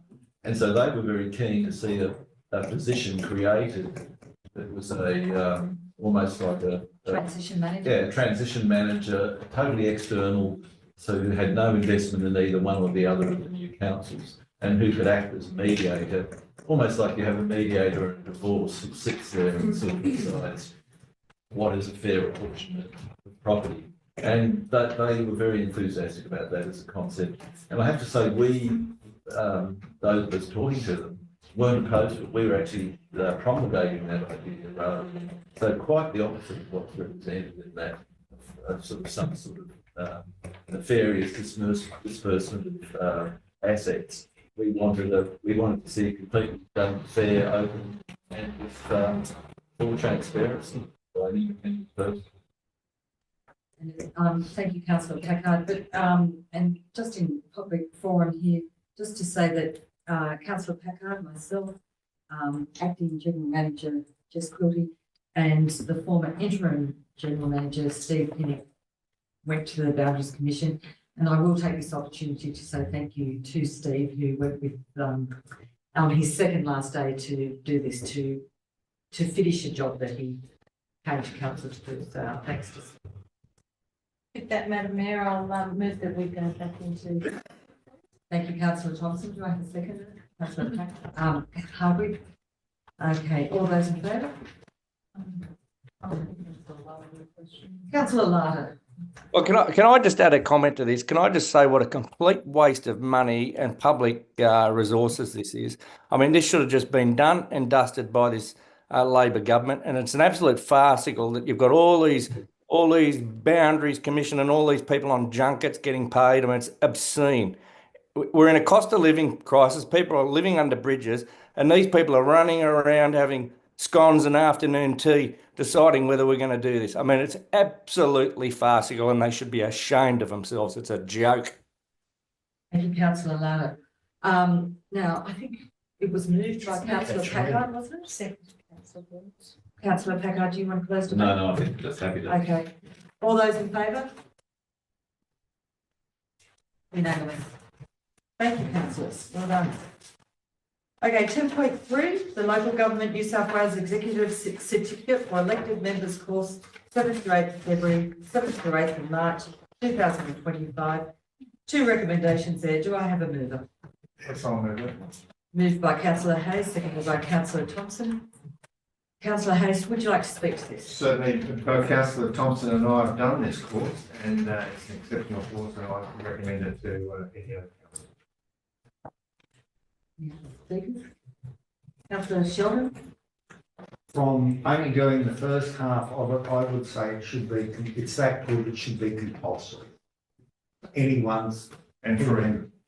Sorry? And free. It really should. You just learn so much. Councillor Sheldon, thank you very much for taking your time to do this. It's appreciated. Councillor Hayes, you want to close debate or all those in favour? Unanimous, thank you. 10.4, pecuniary interest. Return update for Councillor Julia Ham. There's 2 recommendations there. Do I have a mover? Councillor Thompson, seconded Councillor Packard. Councillor Thompson, do you want to speak to it? Madam Mayor, only to say that I think it's really important that as elected representatives and even senior executive and staff, that we understand that just because we fill out our pecuniary interest doesn't mean that we have to wait until the next year to do it. Just to be aware if circumstances change, we need to update. We may sell property, we may buy property, we may take on an executive position. We may have a side gig that brings in income. We just need to make sure that, you know, we talk about the transparency side of it, and it's really important that the community can go to our pecuniary interest disclosures and actually have an understanding of what our level of liquidity is. Thank you, Councillor Thompson. Any other speakers? No. All those in favour? Unanimous. 10.5, submission to OLG draft model code of meeting practice. This is to endorse the content regarding the draft model code of meeting practice. Do I have a mover? Yeah. Councillor Packard, seconded by Councillor Sheldon. Councillor Packard, do you want to speak to it? Well, I just hope that they listen. I don't think I can say anything other than, you know, some of the things that they're proposing just seem unnecessary, and hopefully we would have the latitude within our own ability to vary that to make it work sensibly. My comment was item number 1, public forums. We know within SBC there is a 5-minute ruling. Here there is not stating our time, and I think that's one thing we should look at. Councillor Thompson. Madam Mayor, there's lots of areas that I've got concerns in here. I think maybe the author of the original draft model code is confusing local government with state and federal. Just even in relation to, I think it's point 8, which is questions without notice, allowing councillors to ask questions that involve complaints or allegations or wrongdoing against the general manager of staff during council meetings. That is, we in local government do not come under the umbrella of parliamentary privilege of not being held accountable or responsible for and because we live stream our meetings, if somebody says the inappropriate things, I don't know what the legal ramifications for us as a council is, because we're disseminating fake or defamatory or possibly fake or defamatory comments. I think there's a lot in here that is missing the point of conducting a well-managed meeting. And I think those who have put so much effort into addressing the issues that are in here, but yeah, I'm not quite sure what some of the points that they wanted to introduce really are all about. Any other comments, councillors? Do you want to close debate? No, nothing to say. All those in favour? Unanimous, thank you. And now we go to 10.6, page 58. 6-monthly delivery program and operational plan progress report, July to December 2024. This is to endorse this. Do I have a mover? Yeah. Councillor Packard, Councillor Sheldon, Councillor Packard, I have nothing to say particularly. Councillor Sheldon. I would like, I think I'm right, to discuss the report, so could we move into committee, please? Do we have a mover? Councillor Sheldon. Seconder, Councillor Thompson, Councillor Sheldon. I have, Madam Mayor, on item in the report, it says the capital works program, we've valued at 42.9 million with 18.7, So what page you on? page 58, councillor Thompson. That's, there we've expended 18.7, which is roughly 42%. I'm just concerned, will we be able to fulfill the capital works program budget by the end of the financial year? Now, would you like to direct that to the Sorry, to the Director of infrastructure? Director of Infrastructure and Works, Mr Mitchell. Through you, Madam Mayor, Councillor Sheldon, yes, 18.7 million in actuals. What you're probably not seeing there are the commitments. Okay, so you would need to add the commitments into that, and that would go up in terms of what we've committed and spent. We would then have the remainder of what we call the uncommitted, unspent budget. There will be a rollover this year, and the main reason for the rollover, which I can't give you an exact or an estimated figure, but I can give you one idea of what that might be, and that is the biggest rollover item will be the multi-purpose centre, which you know what the rough budget of that is, but it would be, we won't have started construction on that this financial year, but it's currently budgeted for in the budget. So that would be a significant rollover, probably in the vicinity of $5, $6, $7 million at this stage. So I'm confident we will get a large chunk of the budget spent because of the commitments which you're not seeing in this report at the moment. I just need clarification on something.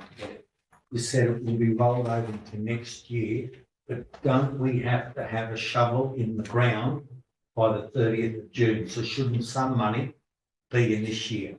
Yeah, we have a full budget this year for construction, but what I'm saying is if you have a shovel in the ground on 1 July, you won't have started the construction, you won't have spent the construction money. What we do intend to do though, is we will commit this financial year the construction money. So if tenders come back and everything goes well, we'll be in a position to award a tender come the end of June, meaning we're committing that money. Yeah. More questions, keep going. This one is to the Acting Director of Community and Corporate Development. We're through the visitor, this is the visitor centre engagement with Tumut, Tumbarumba and Can Cove and visitors. The 27,653 is way down on previous years. I think last year, as a matter of fact, Tumbarumba said alone they did 50 odd thousand, whilst Tumut said they did 29. I don't know the Can Cove numbers. So I just wanted to highlight and red flag that our visitations or through our number of visitations through our centres is way down. Sorry?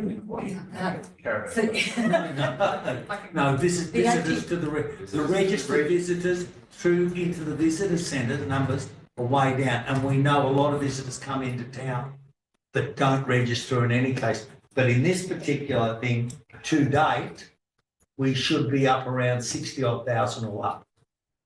So Councillor Sheldon and the Acting General Manager is happy to answer this question. Councillor Sheldon, I think you're referring to the attachment in particular, so how we're measuring against that target. Yeah, so our numbers are down. But I think that everyone's aware we are looking at doing visitor information hubs. So we will go out for expressions of interest shortly to get more widespread information services throughout the LGA. So at the moment, it's very much Tumut and Tumbarumba based. That's good. Stay the same. Did you get that message? Thank you, Councillor Sheldon. Over to you. Sorry, that's not the real question. We might be addressing it within the region, but we want people to come here. Does that make sense? We're not addressing how to get more numbers through the doors. That's the thing that concerns me. Those visitor numbers are dropping off, which you've rightly mentioned. So what do we should be looking at some sort of economic development or something to overcome that, to attract more visitors to our region. Well, yes and no. You don't know whether they're actually coming or whether they're going to the tourist information centre. Like, I don't go to tourist information, I use a telephone. No, I understand that, but the drop off is quite significant, James. It's not just, I mean, I think we should go into committee here, someone like. Oh, we are. Yeah. Yeah, just a comment on what you're saying. I'm doing well, aren't I? Just comment on what you're saying, that the numbers through the visitor centre is 27,000. But what noticed was at the business Snowy Valley meeting, and there was a person from Rumba Business Chambers who was there as well, and the sentiment is that business, especially through tourism, is definitely down, and there's quite a lot of conversation in regards to the Visit Snowy Valleys, how that's being implemented, how it could be better implemented to broaden its scope and involve a lot more businesses. Something like the visitor hubs would be effective tool to use in that thing. But I think the main sentiment was the way that it's structured, where the visitor economy comes now through the council. It felt like there was a lot of issues in regards to like uploading information to the visitor. I'm not exactly sure what the Visit Snowy Valleys. Visit Snowy Valleys uses an information directory, and that there was a lot of issues getting information onto the website and actually accessing all that information. So people were, basically passing over places like Tumbarumba and Sherman, moving to places down in Victoria, like areas like the Gin Mine, that kind of thing. So I think it's pertinent that we actually focus on tourism to build that up as an economy in the Snowy Valleys. So I think we should endeavour to pursue those. Could I just have a comment from the acting general manager? Yeah, so just to clarify, where that should all start is through a tourism strategy, which council does not have at the moment. We have a outdated, I think it's called your destination management plan, which expired a couple of years ago, but the only thing that's holding that up at the moment is the demerger process. Do we spend a lot of time and money on a tourism strategy for the whole LGA with that uncertainty? So it is something, yes, the council needs, and it's something that I would like to do, because if we have the strategy, we have the information, we have the data, and we know where we're going. Councillor Thompson. So in relation to that, have we progressed at all in relation to the visitor centre that we were looking into, seeing as that we're changing all of that? So I'm just wondering if we're progressing that at all. And so I'll let you answer that, then I just have another. So the answer is yes. So we've done a expressions of interest package, and I expect that to go out to the community and to businesses in the next week or so. And is it going to be sold, not just sent out? Is it going to have a... So it's a package, so it looks nice, and it'll be emailed, and also there's hard copies available to all businesses. Okay. The other comment that I want to make in relation to page 59 and the point on the FOGO complex, for those of us who went out to the waste and recycling, at the risk of sounding really cheesy, do yourself a favour if you ever get the opportunity. That FOGO is phenomenal. I was not a skeptic, but I sort of thought, oh yeah. When you go out and you see it and you actually experience it and you see what those three amazing ladies do and what they produce at the end, it really is something that everybody should go out if before they can criticise anything about our waste centre. Go and have a look at how it's operating. It's immaculate. The whole facility is really, really well run, and that FOGO is something that, as I said, I am very honest in saying that I was sceptical of it previously. I'm now completely sold on it, so much so that I think we should expand it. And congratulations to the staff involved. Yeah, Councillor Sheldon. Now I'd like to go back to the general manager, read the destination management plan, And I only raise this because I was the person when I was chairman of the Australian Regional Tourism Network that actually brought the destination management plan into existence with the assistance of Foreign Affairs, because that's who tourism was through. The destination management plan does not have an expiry date. It is a living document and should be brought up to date all the time. And as the industry changes, the destination management plan changes at the same time. To date, I've seen 4 destination management plans delivered within the Snowy Valleys and Old Tumut Shires, which has cost a bundle of money, when all we have to do is go back and study the original document and bring it into line with today's trends. So you're recommending this is going into a workshop about this thing? Yeah, it's just that it's a Revamp it. yeah, it's a living. Sounds document. like common sense. Thank you. So, Okay, any other comments from councillors? Move that we go back into council. Thank you, councillor Thompson. Councillor Hardwick. Okay, and vote. I can't remember who to close the debate there, councillor Tackart. No, nothing else. Okay, all those in favour? Unanimous. Thank you. 10.7, draft information guide for public exhibition. There's 3 recommendations there. Do I have a mover? Councillor Thompson, thank you. Councillor Hardwick, Councillor Thompson.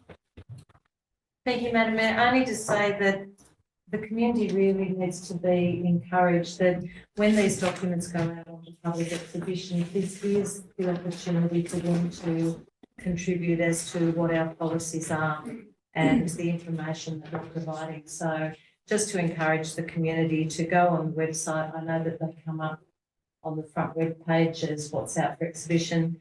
Please click on them, read them, and make any comments within the time frame, so that 1, you're aware of what the policy is, and 2, if you don't agree with what's in there, then you can actually put a submission in and be considered. Thank you, councillor Thompson. Councillor Larda, did you have your hand up there? No? Don't scratch your nose. Okay. Any other comments? No. Then all those in favour? Unanimous. Thank you. 10.8, draft privacy management plan for public exhibition. Once again, 3 recommendations there. Thank you, councillor Packard. Seconded, councillor Hardwick. Councillor Packard. Just to say that it's really important that the public understand how we do handle private information. So it's Any other comment? Yes, I had a question from somebody out there in the ether. It says, can council legally record telephone conversations without the other person's consent? Acting General Manager? No. No. You can't, So you have to advise them, that's right. if they're being recorded, like we do at the start of this meeting. We say you can't record anything, and we're actually recording. There is a bit of irony. There is a little bit of irony there. Okay, I can say that, and we don't have a policy, and this is the policy on that? This is Yes. included in this? Yeah, not, no, so it doesn't cover recording specifically, it just records how we handle private information and how information, how it's stored and disposed of. that recording, phone conversation, would be much more issue. Yeah. I don't think anyone can do it without. Carriage service. Councillor Hardwick. Just on that, a lot of big businesses record for quality insurance purposes. Does council do any phone recording or any quality insurance or anything like that? At the moment, I think there might be a message saying we do, but mostly for our call centre. But you have to tell. we just tell them if they're going to be rude, we're going to hang up on them. Councillor Thompson. Thank you, Madam Mayor.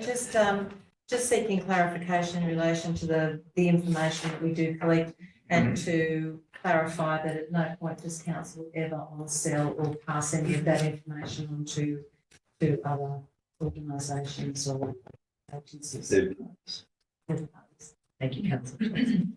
Any? I'm just seeking clarification. Yes, that's correct. We don't. Thank you. Councillor Packard, you want to close the vote? Okay. All those in favour? Unanimous.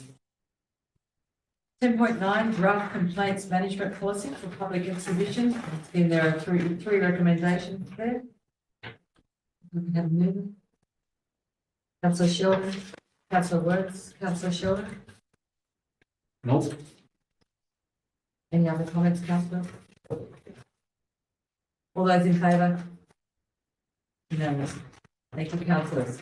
10.10 draft statement of business ethics policy for public exhibition. Once again, three recommendations there. Mover, Councillor Works. Seconded, Councillor Hardwick. Councillor Works? No. No other comments? All those in favour? Unanimous. Thank you. 10.11 councillor expenses for 6-month period ending the 31st of December. There is one recommendation there.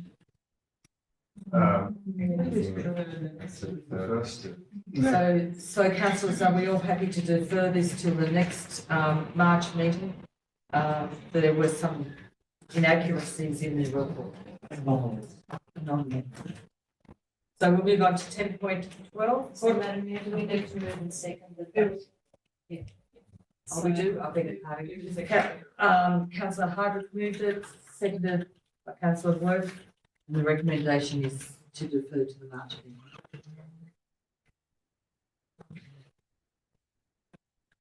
Okay. All in favour? Unanimous. 10.12 quarterly budget review as of the 31st of December. Two recommendations there. Someone move that? Councillor Sheldon? No? Just one. No, well, I've got some questions about it, quite a few. You should move it then. Yeah, All right, okay, I'll move it. moved by Councillor Sheldon, seconded by Councillor Packard. Councillor Sheldon, would you like to speak to this? Yes, I have some concerns about council's overall operational result. And excluding funds received for capital grants, the original budget forecast a deficit of 521,000 on a consolidated basis. This was directed at the Chief Financial Officer. How would you describe that figure? How are we on track with that, or are we going to go blow it out of the water? Through you, Madam Mayor, we did budgeted 521,000 deficit for the original budget. QBR 1, we had a revised budget of 1.6 mil in surplus. And as part of the QBR 2 quarterly business review for the second quarter, we did come up with the 351,000 in deficit. And this financial result is as of 31st of December. We had three major movements on that. Two from the revenue line items and one from the expenses, which was the depreciation. After adjusting all of these expenses and looking at the grants for the capital contributions and for the operating grants, we do believe that we will be looking better with what we have reported in terms of the QBR2.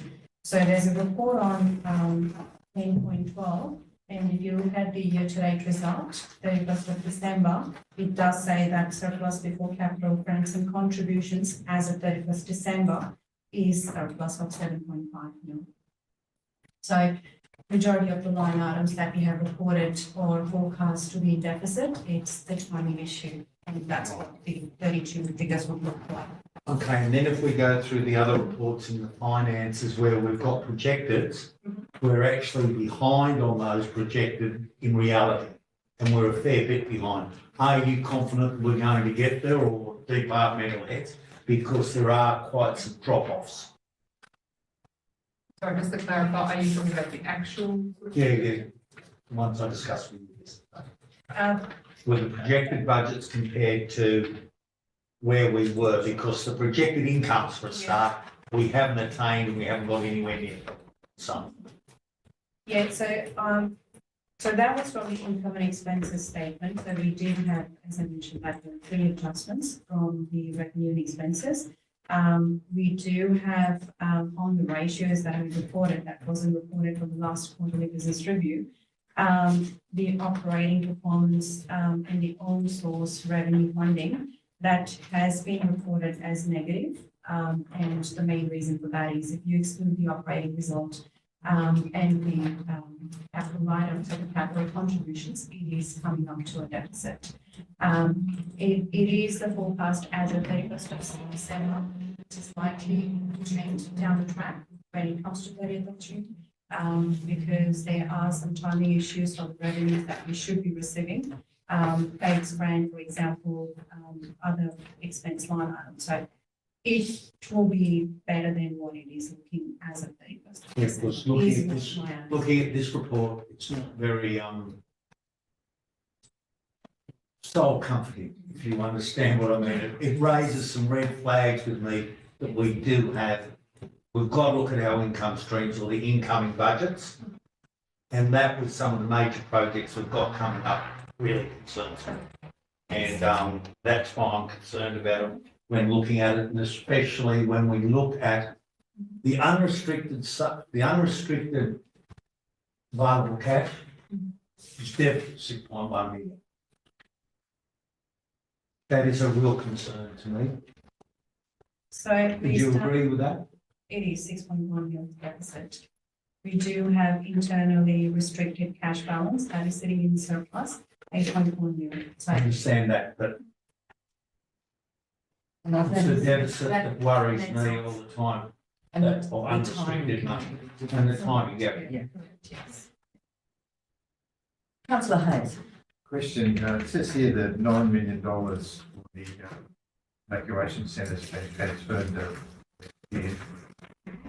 We have that money. Is it sitting in our account?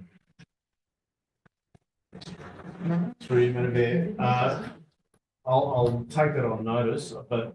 Well, surely we should know, we've got $9 million in here. Yeah, I don't believe it is. Be unusual. It would be very It's unusual. based on milestone payments for the project, and so we haven't received that money yet. We've received the first milestone, I understand, but it's not for a number around $9 million. So we're not actually transferring the $9 million. We're just moving the boat. And these are not concerns, Madam Mayor, that we know exactly where we are. Because as Councillor Hayes has mentioned, $9 million is a lot of money. The next one, I had the Snowview estate now. I thought they were going to buy hot bags. What's the story? Through to the Director of Infrastructure and Works. Yeah, through you, Madam Mayor. The good news is we have sold one. One? Yep. So, and with interest rates going down on Tuesday, I hopefully will receive more interest through that. So, and the one we've sold is definitely within our target price range. It's actually above our target price range. So, Would that have been within this reporting period or post?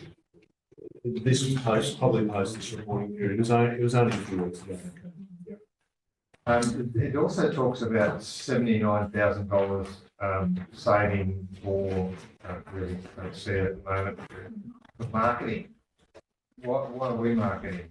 Wouldn't that be something that the real estate agent does? Through that, Mayor, so those are the expenses that are directly related to the sale of those properties that we have. So we have budgeted some of the expenses. Right. Marketing is one of it, but not everything related. Yeah. Yes, it would be a combination of advertising, marketing, some of the utilities, everything's combined together. That's coming up to 79%. It's a lot of money, isn't it? Blocks, 79K. More than 4 blocks, though, is it? No, it says Snowview Estate reduced marketing expenditure, saving 79K to reflect expected sales of only 4 blocks. So It's a reduction in the, we're talking about reducing the marketing budget correct, yes. from 79,000. From 79,000. From 79. Any other comments, Councillor Sheldon? Page 86, the footpath budget, expenditure overstated? Or should that be directed to the Director Director of of Infrastructure. Infrastructure and Works? Um. Due to manual adjustment. Through you, Madam Mayor. So, as part of the QBR one, we had made the adjustment to the food parks budget, doubling of 755,000, in terms of reflecting the budget. For the QBR two, we basically made an adjustment, rectified the duplicate that we had reported in QBR one. So it was overstated in QBR one, we rectified that in QBR two, and that's what we reported here, that it's overstated 755,000 in QBR one, adjusted, reflected in QBR two. So councillor Sheldon, are you happy to close the debate? Yes, I am. Before you do, I just want to make a I beg your comment. pardon. It's been annoying me for quite a while. Adelong Creek had a major flood 2 years ago, and there was $1 million promised. And there was a lot of work done to get that $1 million, and it took quite a while. I was disappointed to see that 138,000 was then transferred to Tumbarumba. Now, I know Tumbarumba had some flooding as well. The flood, the damage was in Adelong, and the work was done in Adelong to get that $1 million. It seems wrong that $138,000 is siphoned off. Director of Infrastructure. I Are you able to speak? don't need to, just make a point. It's a comment. Thank you, councillor Hayes. Madam Mayor, before we just move out of the financial side of it, I'm just wondering, in relation to money coming in and projects being undertaken, where are we at the moment with the Chinook Aerodrome development in relation to the runway and those? Because that is going to be significant funding as well. I'm just wondering. Yeah. So to the Director of Infrastructure and Works. Question without names. Through you, Madam Mayor, as you know, in December last year, Chinook Aerodrome, we let tender. The tender was let at a very competitive price. And the financial figures, if you go to table on page 85, you'll see the annual budget for that. It's been 10.7 million from a total budget that's for this year of 12.23 million. Because of the tender we let, which was less than that, there's possibly going to be some funds not spent. I can't say for sure at this stage because we've just started the construction, but there could be some rollover of that money next year because of the tender being so low. And at the moment, as you would have seen in the newsletter that was sent out this week, we've completed the aprons for the aerodrome in terms of the excavation. We're going to start the main runway on the 9th of March. So the aerodrome will be closed from the 9th of March. You'll be getting the Aerodrome Committee update report, which Councillor Larder attended last week, or the week before, sorry, Councillor Larder, at the next council meeting. So the minutes of that report will go into a bit more detail about where we're at with construction. But we're still on target to finish, as per the grant requirements, by 30 June this year. We're well on track to complete the runway upgrade by 30 June.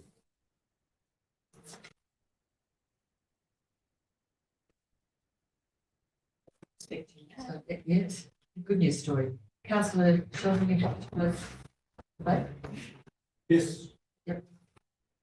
All those in favour? Unanimous.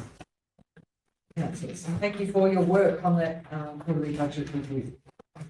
10.13, would councillors be happy if we move 10.13 and 10.14 together, the two statements of investments for December and January? Yep. Councillor Works, seconded by Councillor Hybrid. Councillor Works, do you want to speak on that? No? Any other speakers?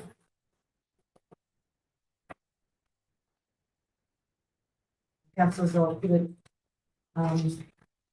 those two recommendations, all those in favour? Unanimous. 10.15, Albury Wodonga Health Advocacy. I'll move that with a change to one. Councillor Hayes, what would you like to change there? Council, one would become council supports a new hospital for Albury Wodonga. The Albury Wodonga area. Albury Wodonga region. Well, So the amendment is council supports a new hospital. Yep. For Albury Wodonga region, area. Yeah. area. Includes part of Snowy Valley Council.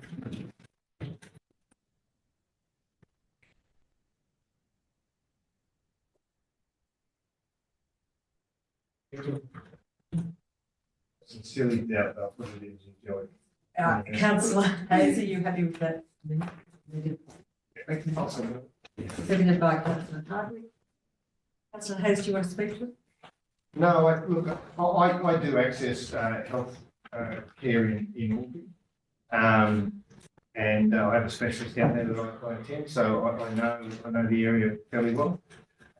So, you know, I think it's good to have a new hospital down there. I'd like to see them combined. I think that makes a lot of sense.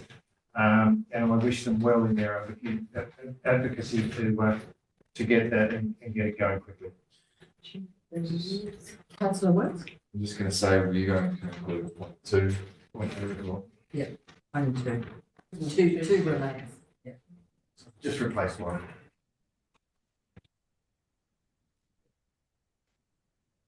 Any other speakers? I'll speak Councillor for Hardwick?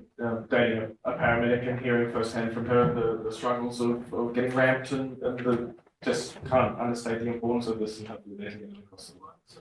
Great, thank you. Support. And Councillor Lava? Yeah, look, I think, you know, there has to be some caution about building onto existing facilities. I mean, it's not always been best practice. I mean, I always remember listening to Councillor Jeff Pritchard in relation to this and said that these things should always be built on a greenfield site for numerous reasons. I mean, we've ended up with a situation in Wagga which wasn't probably the ideal situation. But anyway, you do what you do, and maybe the same mistake shouldn't be repeated in Albury. Councillor Lava, any other speakers? All those in favour? Unanimous. Thank you. Management reports, we've got 11, no, we've done 11.1. Thank you to councillors for allowing that to be moved up. 11.2, Snowy Valley's multi-purpose and evacuation centre project concept design. It's on page 110. We have two recommendations there, and I think the people who spoke in the public forum and who submitted the petition. Councillor Sheldon? I think I can say yes, but I also wish to add an amendment and speak to that amendment. What's your amendment? All right, I passed most of it on to the PA already, but I wish to speak to, and I thank you, Madam Mayor. Because, we've got two recommendations there, but you're putting in a third. Yes, I'm asking for a third one to be adopted. Okay, and is that we up there? Put it up there. We need to know what it is. Oh, okay, so I can read it out. All right. First of all, as I said, I call for a report back to councillors on how much of the grant funding has already been spent already. There was a business case in 2020 with the original. We just need the amendment. Just the amendment. All right, okay. Is it, you've got it? Provide council with a written report clarifying the following. How much grant funding has been allocated or spent? Should the change of purpose and the name be referred to councillors? Does the original funding application align with the current proposal? How can council build a centre within 12 months when the original grant application council spoke about? No, this is an unusual amendment. Well, that's why I asked and passed it yesterday, Madam Mayor. It's a digital copy of this. It's the opposite to what's there. Okay, it was recommended at the all right, this one should be a report back to council because it was recommended in November that council seek an urgent meeting with Minister re a different location and grant funding jeopardy. Where are we up to? That's what I'm after. Okay, so that's your SBC amendment. You know, is SBC in receipt of a timeframe extension to June 30th, 2026? Councillor Sheldon, we don't understand what the amendment is. So is your? Well, there's a number of issues that need to be raised. That's why I came and spoke to people. So the acting general manager might have a more concise way of putting an amendment. So we can do it two ways. We can call for a report be provided to council clarifying concerns around budget, grant funding constraints, timeframes, plan of management, design and GA. Business plan, And business plan. and the costing. We'll just. Costings. Costings, yes, covering. That's covered in the budget. So maybe the acting general manager reads out again, because all those questions can be compiled in. That a report be provided to council clarifying concerns around budget, grant funding constraints. Does it need concerns or just clarifying? Because concerns is could I potentially? Timeframes, well, we can get it up on the board and then we can, if you like, timeframes, plan of management. Yeah, has the submission been lodged with Crown? Design. Development application. And business plan. Yes, I do have other concerns in there. Which could regarding be, this yes, report. yeah, well, that's fine, that'll come into it. So provide council with a written report, providing clarification on matters, clarifying the budget, grant funding constraints, timeframes, plan of management, design, development application, and business plan. Is that your amendment, councillor Shield? Yes, ma'am. Do you have Is that a third? Third point, yes. That's a third point. Now, do we have a seconder to that amendment? I think we should probably go line by line. Maybe we can move the committee to work on. And then I can read it out. Get it wording right. So we can vote for them one by one. That's the reality.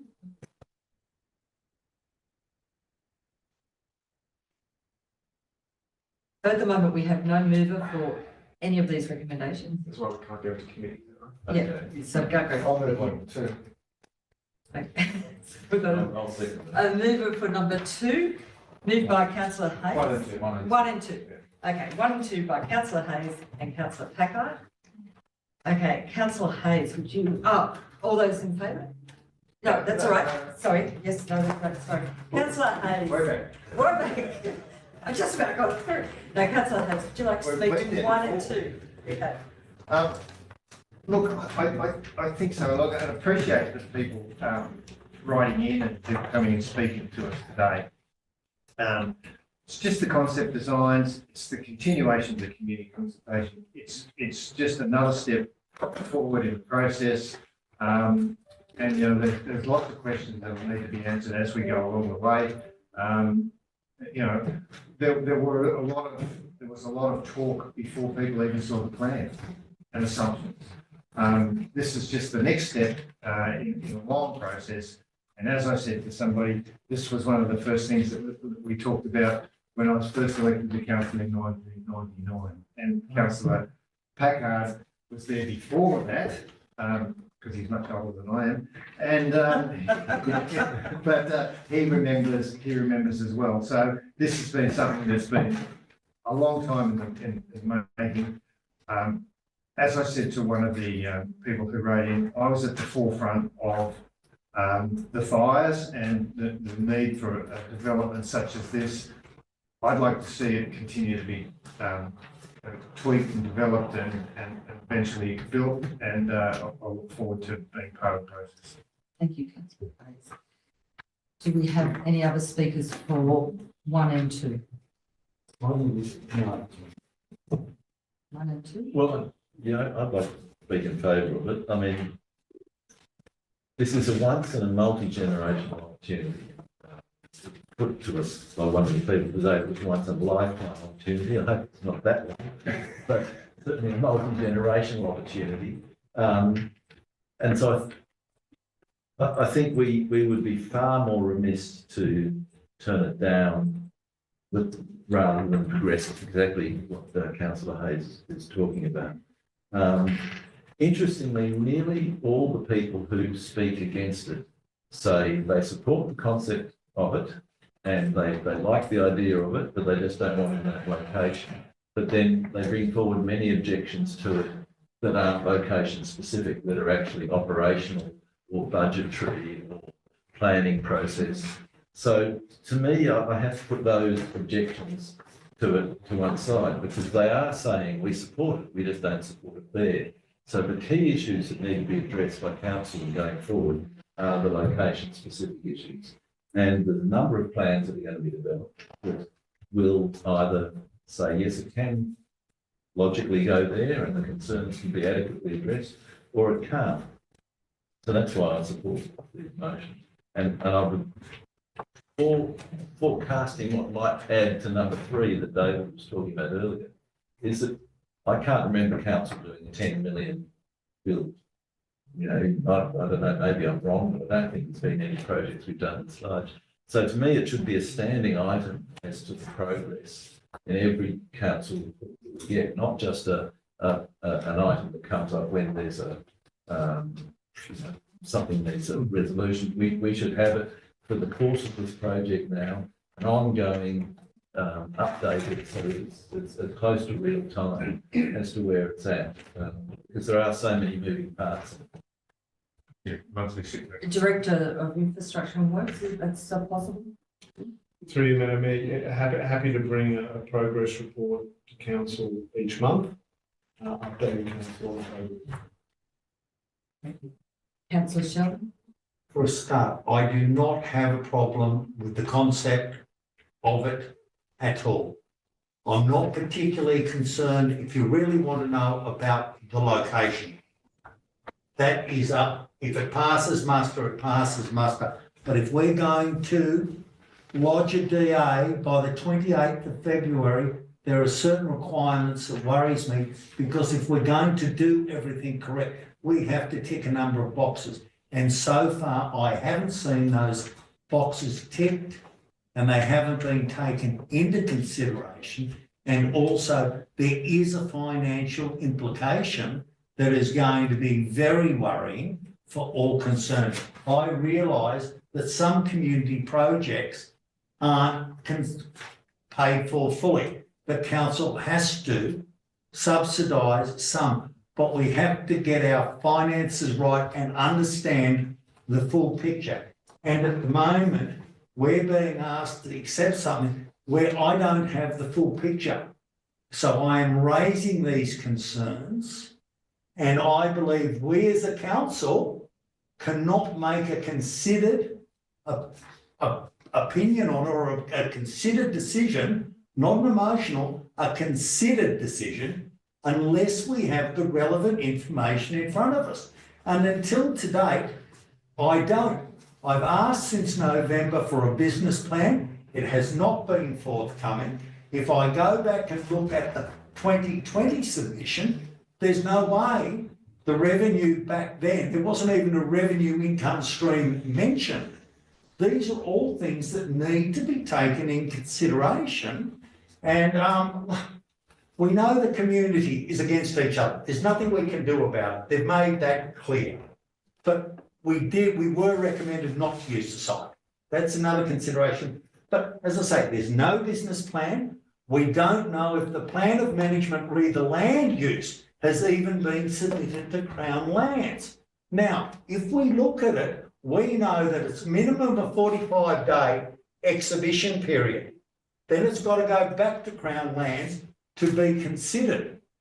So all of these have to be taken into consideration, no matter if it's 11.2 or 13.4. And I haven't even got to address the finances yet. So I'm raising these red flags because I think the community needs to know there are a number of hurdles we have to get over. And if we're not open and frank discussing it and sorting it out, are we doing our constituents, are we making our constituents well aware of the risks and everything involved?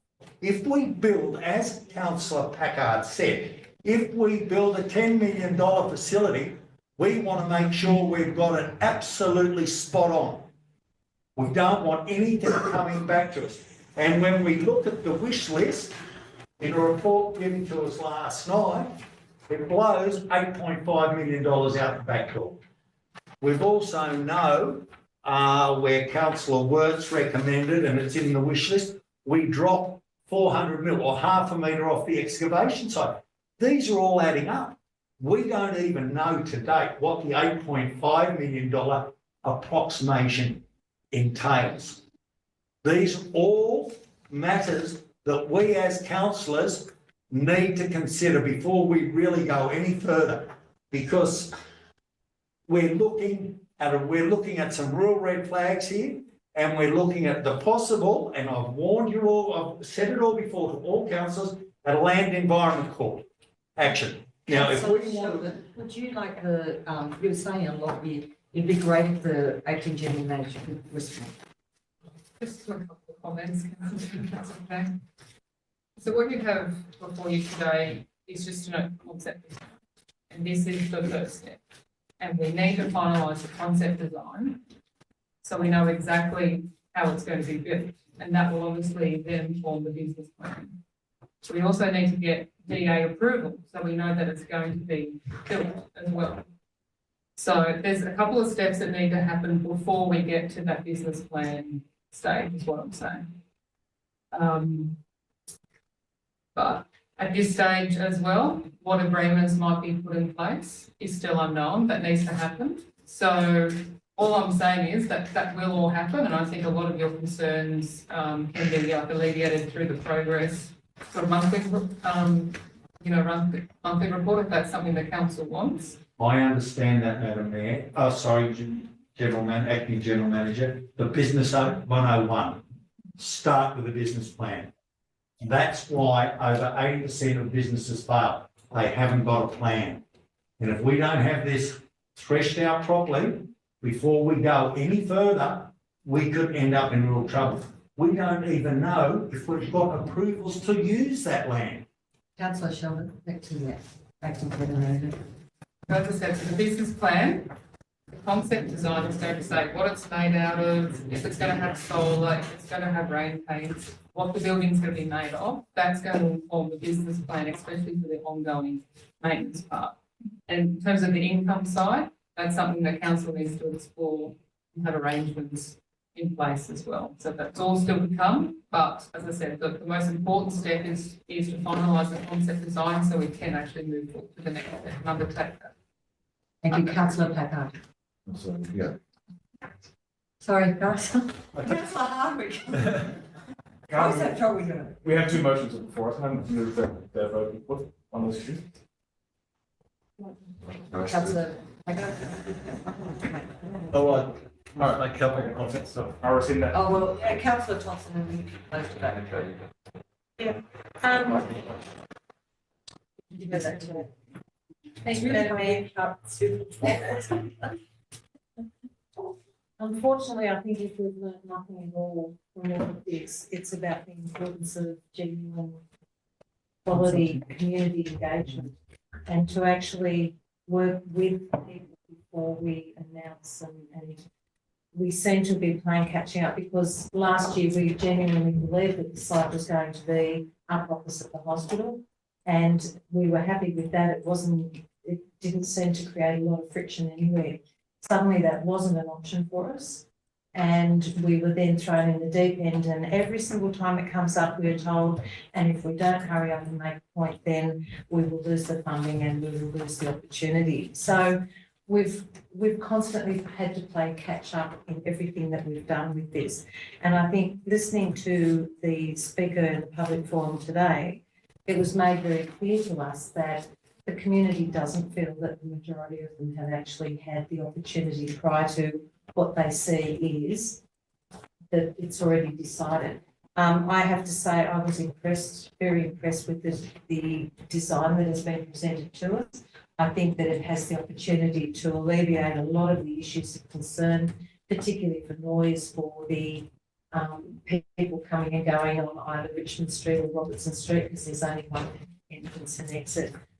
I think if people have that opportunity, and I do agree with David Shipley, Councillor Sheldon, in that we at this point seem to have no true understanding of what the ongoing cost is going to be to us as a council in rate plans going forward in relation to the maintenance management and depreciation. Because if we can't afford to continually update what is required, then we're going to be continually looking for additional funds to pay for things like the new globes and the resurfacing of the floor and the new lighting. So I can see the project is an excellent project. I just have such real concerns in relation to the overall delivery of it.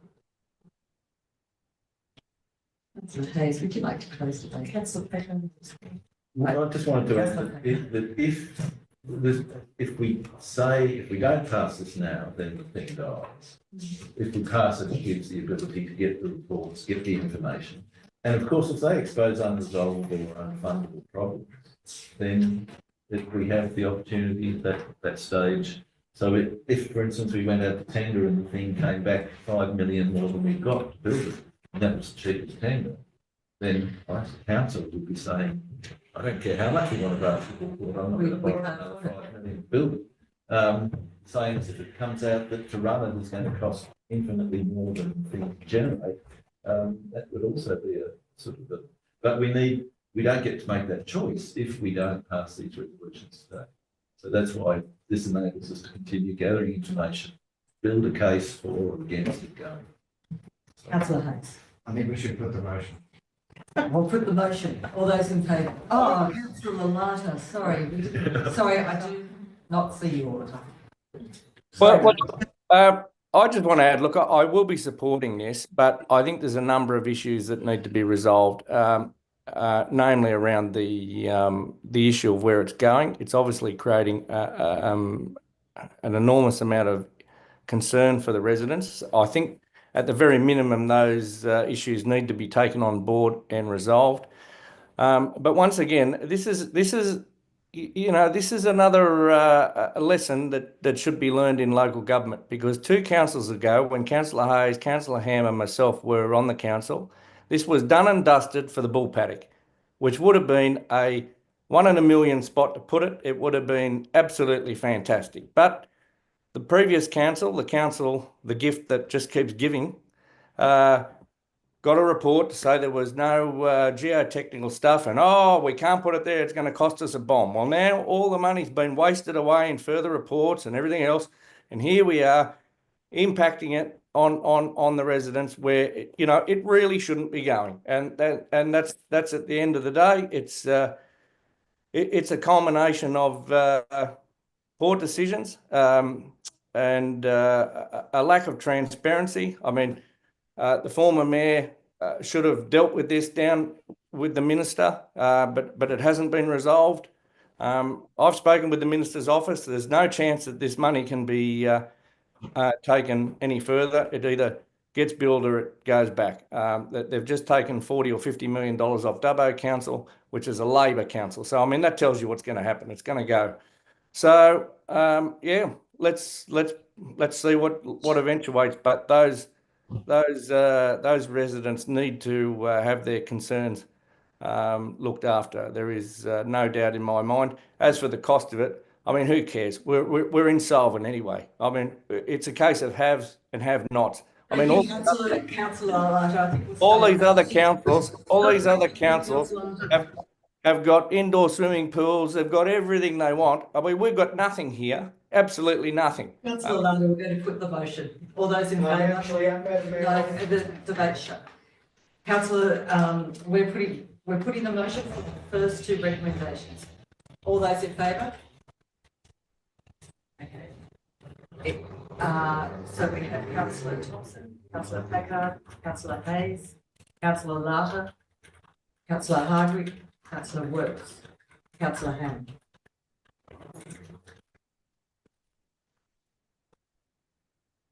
Against Councillor Sheldon.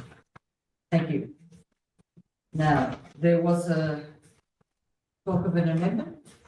You can't put Ben after it. I didn't think we could. I think it was the third point. There was an additional motion, third point.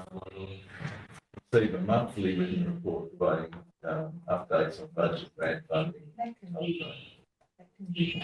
I'm happy to include that. You can do it.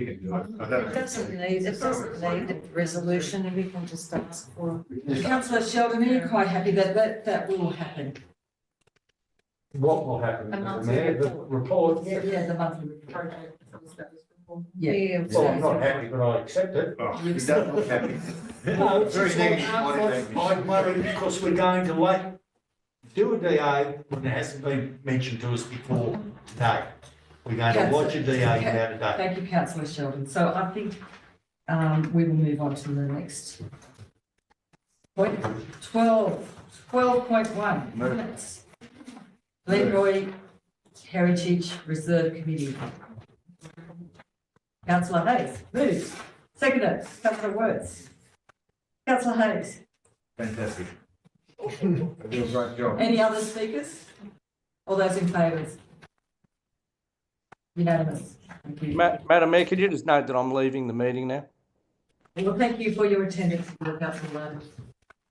4.2 minutes, Puna Recreation Reserve Committee, AGM. Yes, I'll move that. Councillor Hayes, seconded. Councillor Hardwick, all those in favour? No, hang on. No, I beg your pardon. So the Timber Recreation Reserve got $1 million to tidy up the hall. And I'm not sure where they're up to with it. And I can give you an update if you haven't like, had a well, report probably the Director of Infrastructure. a long time. Can. You have, okay, having spoken to a committee member yesterday, it is on track to be finished on the 31st of March. Did you want to speak? On the 31st of March, the committee have been running it. They get their accounts paid through council, so their GST is paid back to them. So they're just at that last bit that the GST needs to be paid back so they can pay off their last bit. And it's looking good for completion on the 31st of March. They're delighted. And will they be taking over the trusteeship of the Crown Land? Councillor Hayes, I cannot answer that, but can we have a report about the Toomer Recreation Hall and Recreation Centre next in March? That was the plan, wasn't it? Yeah.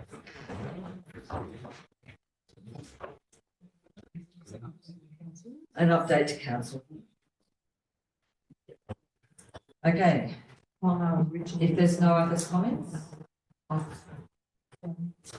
If there's no other comments, speakers, I'll put that recommendation for 12.2.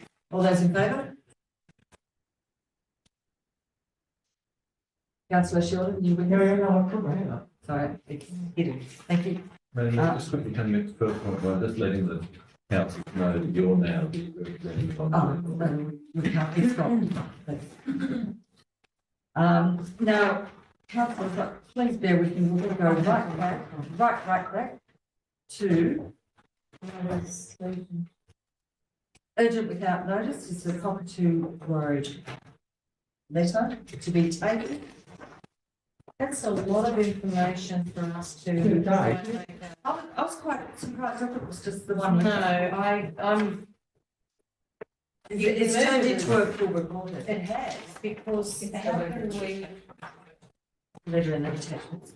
It's everything in there that goes back, and there's no way that we can make a Decision. a informed decision based on hearing the report. What if the urgent business without notice is for council to Authorise the mayor and acting general. to respond to the letter? Councillors are happy with that, I'd be happy. It deserves more than just going, I guess we've got it and we'll pass it, because it needs, and I think that, you know, just the understanding that if Transgrid are going to be using that road, Transgrid should tend will be taken. But, and all the attachments and everything, it really needs a report, but we'd like to move on it before March. So, Madam Mayor, I'm happy if you're moving it as a matter of urgency, I'm happy to move that as a council, we authorise the mayor and the acting general manager to produce a report for the March meeting and to negotiate with the author of the document and associated organisation.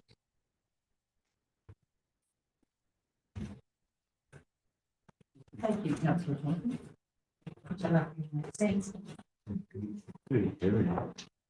Yeah. So would you come and word in this?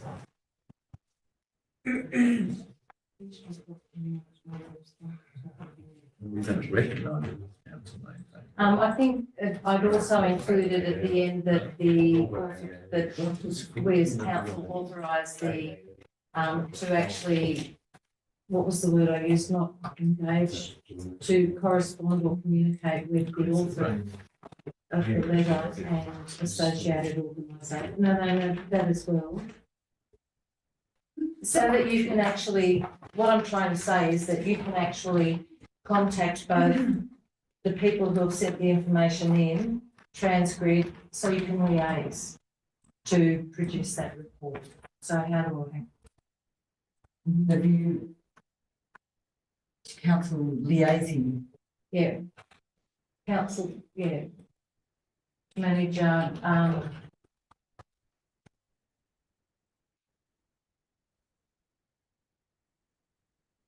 Transgrid and the author.